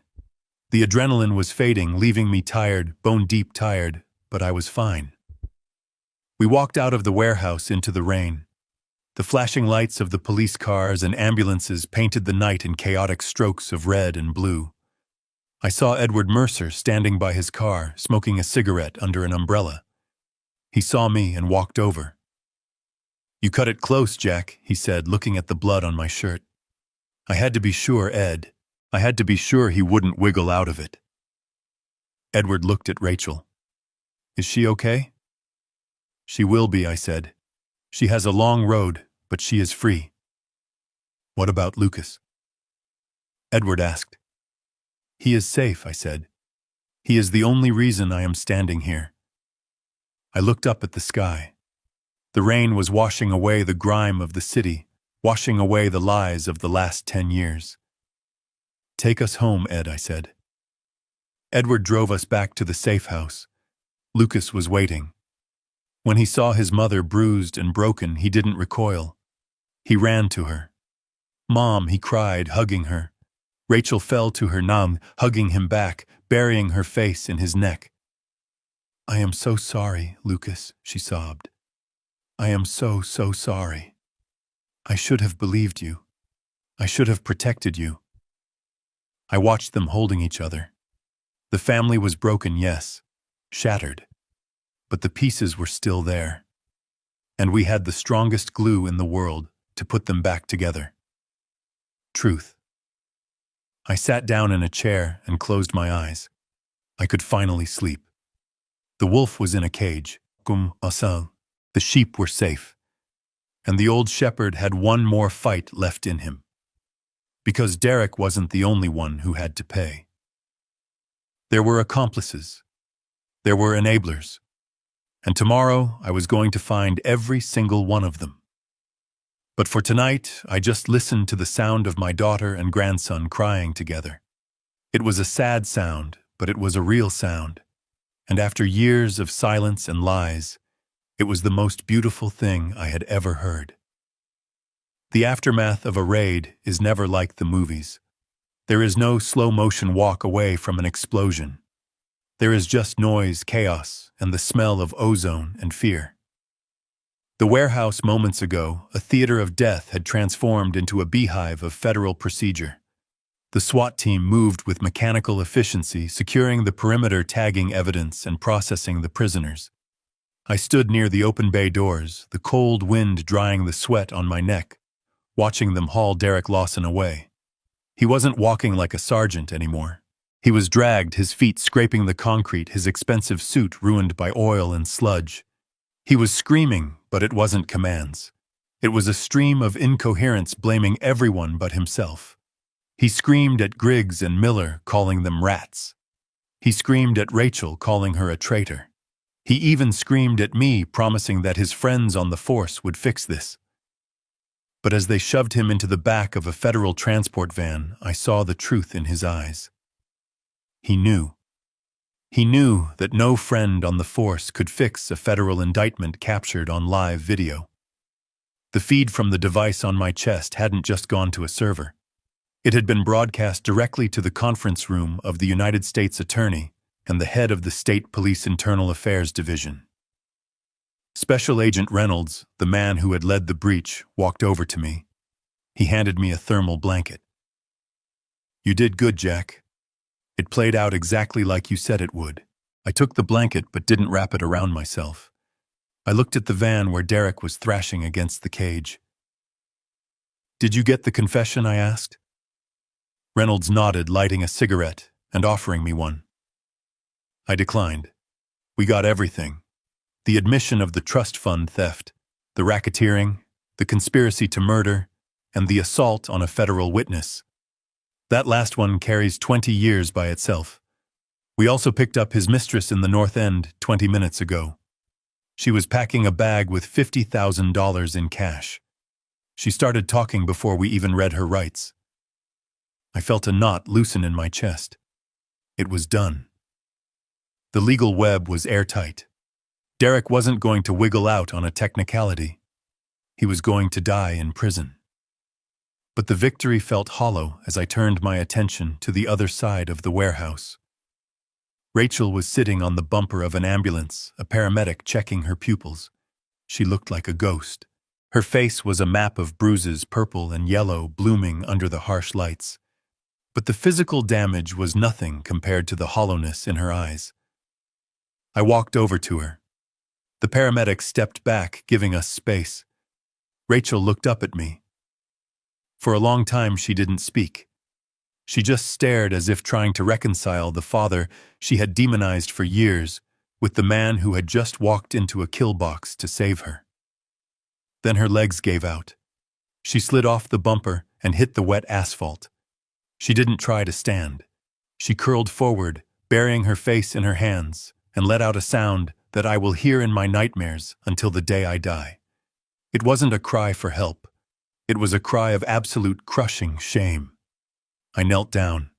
The pavement was freezing, soaking through my jeans instantly. "Rachel, get up," I said softly. She shook her head violently. No, I can't. I can't look at you. I can't look at anyone." I reached out and touched her shoulder. She flinched, expecting a blow. That flinch broke my heart more than any bullet could have. "He was going to kill me," she gasped, the words tumbling out between sobs. He told me I was an anchor. He told me he hated me. I defended him, Dad. I chose him. I let him hurt Lucas." "Oh God, Lucas." She grabbed my hand, squeezing it with a desperate strength. "I let him hurt my baby. I told Lucas he was lying. I told the police he was on drugs. What kind of mother am I? I am a monster. I am just like him." "No," I said firmly, gripping her shoulders and forcing her to look at me. "You are not like him. He is a sociopath, Rachel. He spent 10 years isolating you, gaslighting you, making you believe that up was down and black was white. You didn't choose him over Lucas. You chose the version of reality he force-fed you." "But I signed the papers," she wailed. "I let him take the money. I let him take everything. Money is paper, Rachel. It burns, it shreds, it doesn't matter. We have the money back. We have the house back. But right now I need you to breathe." She collapsed against my chest, weeping like a child. I held her, rocking her back and forth in the freezing rain. I looked over her head at Edward Mercer, who was standing by his car watching us.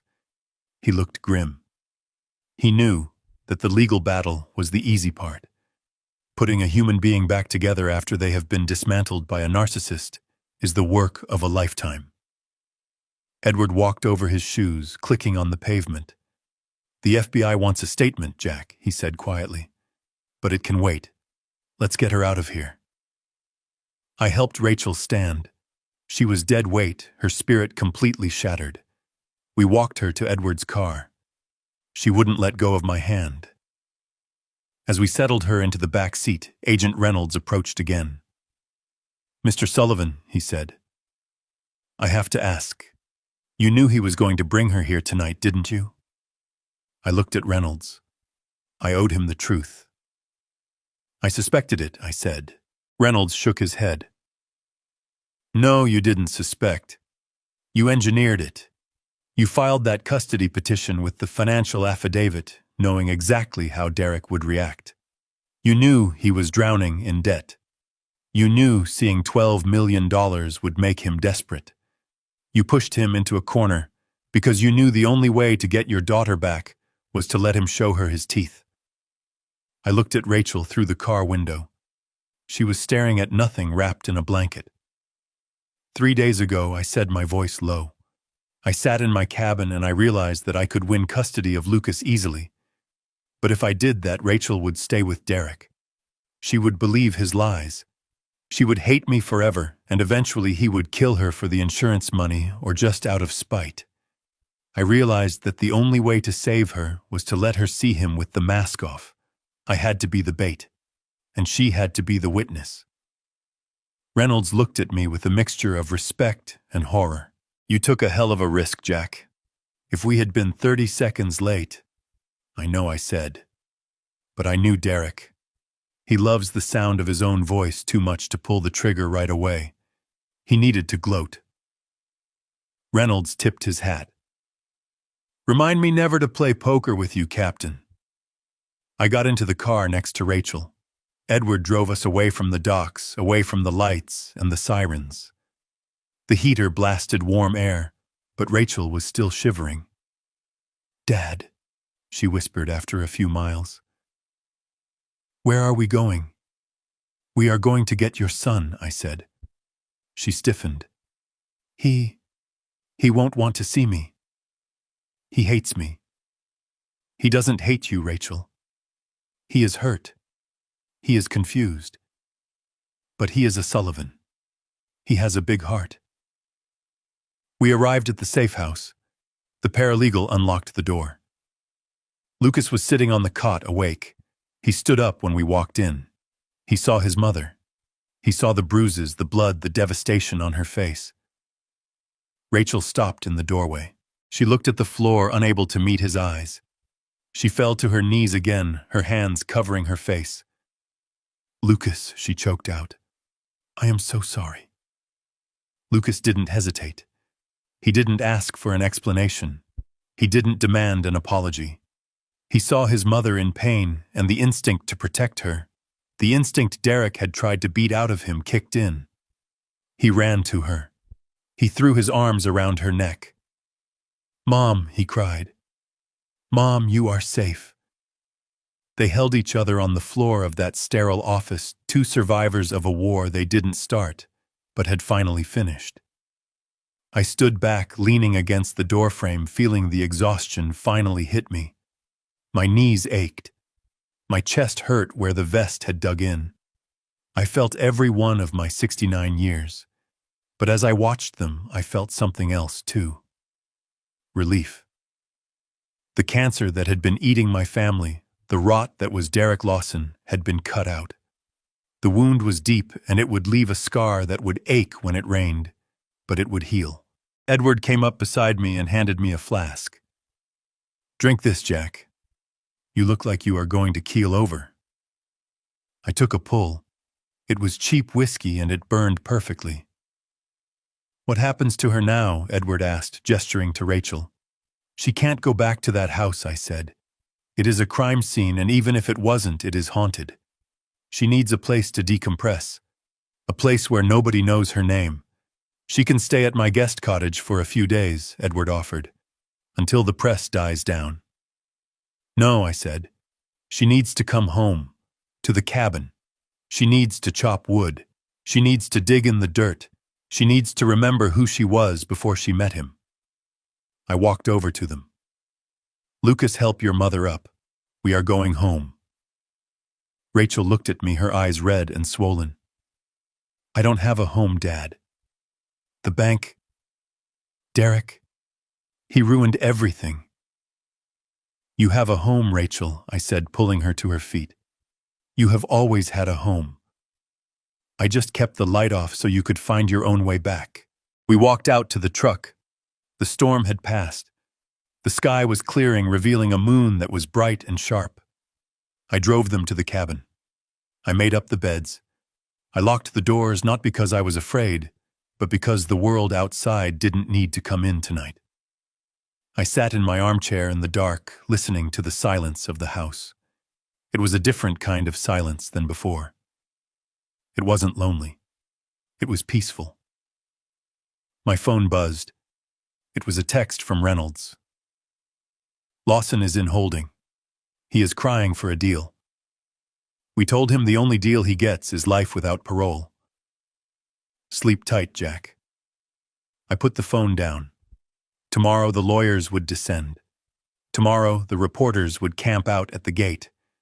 Tomorrow we would have to start the long, ugly process of forensic audits and testimony. But tonight my daughter was sleeping in her old room. My grandson was safe, and the wolf was in a cage. I closed my eyes. For the first time in 10 years, I didn't check the perimeter cameras. I didn't need to. The family was whole, and that was the only security system that mattered. 8 months is a long time in a cell, but it is a blink of an eye in a lifetime. I stood in the back of the courtroom, watching the final act of the tragedy Derek Lawson wrote for himself. The gallery was full, but it was quiet. There were no supporters for the former sergeant. No blue wall of silence. That wall had crumbled the moment the live stream hit the internet. Derek stood before the judge in an orange jumpsuit that hung loosely on his frame. The arrogance was gone, replaced by a twitchy desperation. He looked like what he always was, a small man trying to cast a big shadow. The judge was a new one, a federal appointee with eyes like flint. He didn't waste time with speeches. He read the charges and the verdict. Racketeering, wire fraud, aggravated assault, attempted murder. The list went on for 5 minutes. Then came the number. 45 years in a federal penitentiary without the possibility of parole. Derek didn't take it like a man. He didn't stand tall. He unraveled. He lunged against his restraints, screaming.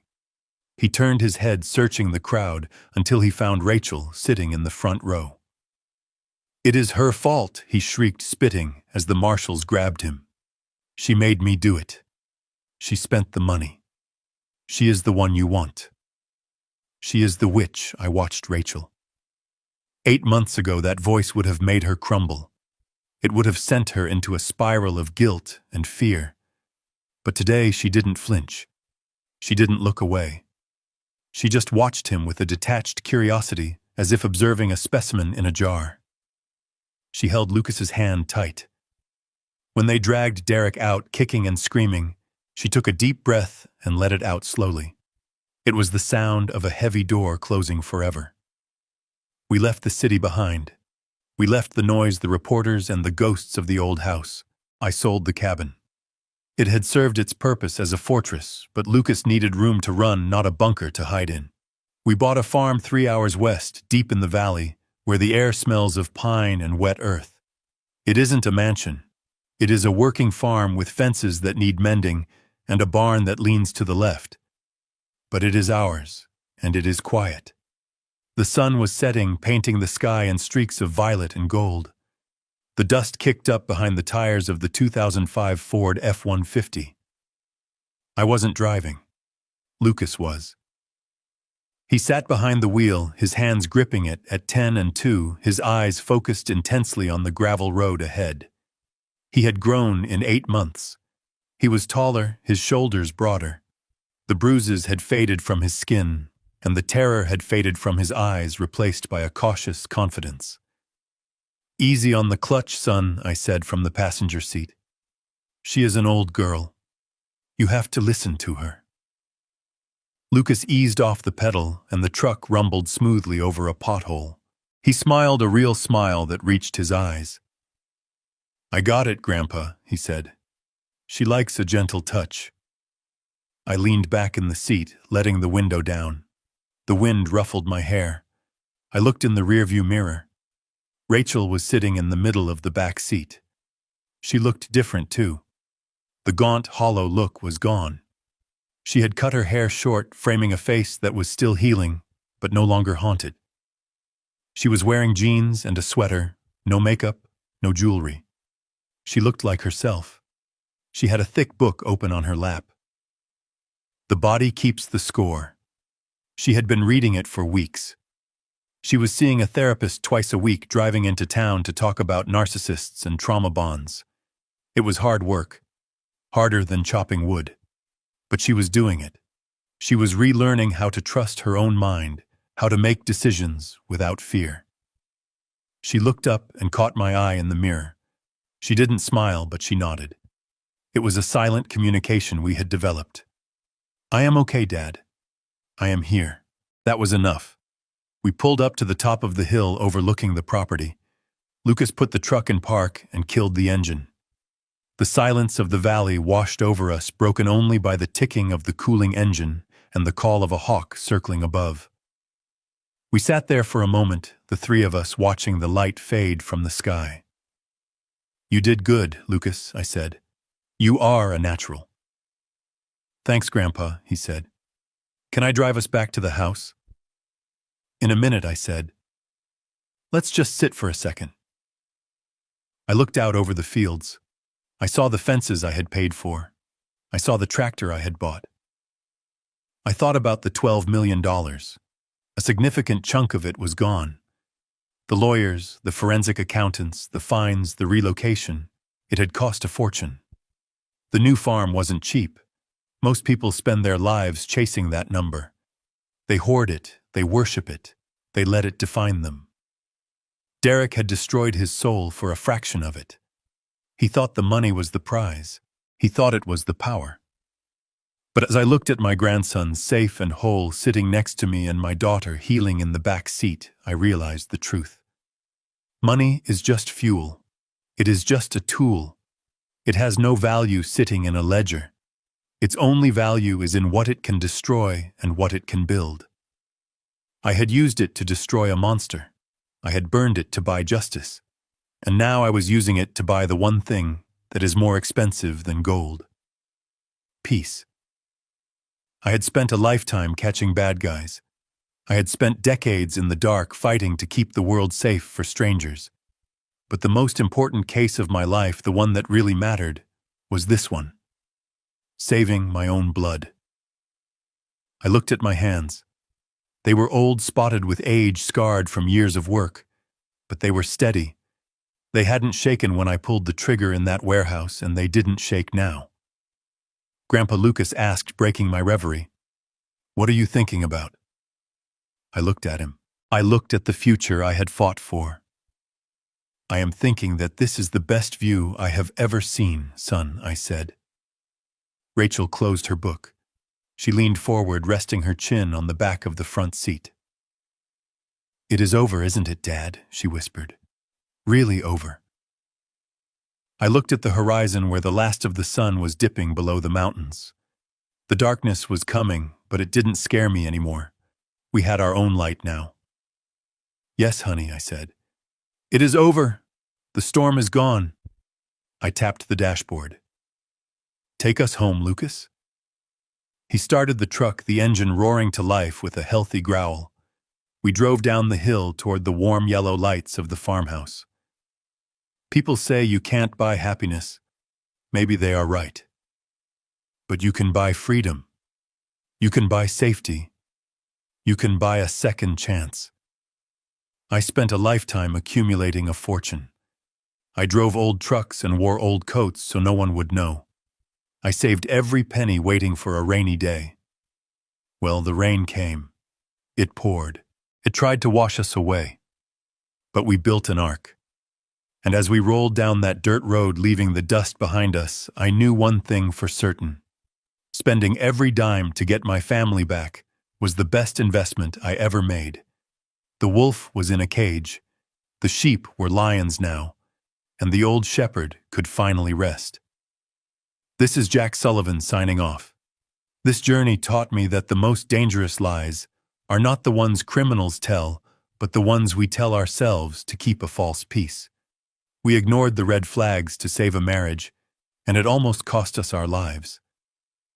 I learned that true wealth isn't the number in a ledger. It is the freedom to stand your ground against tyrants and the power to shield the innocent. Evil often wears a smiling mask or a shiny badge counting on your silence to survive. But silence is not a shield. Sometimes to build a true home, you have to be willing to burn down the prison they built around you.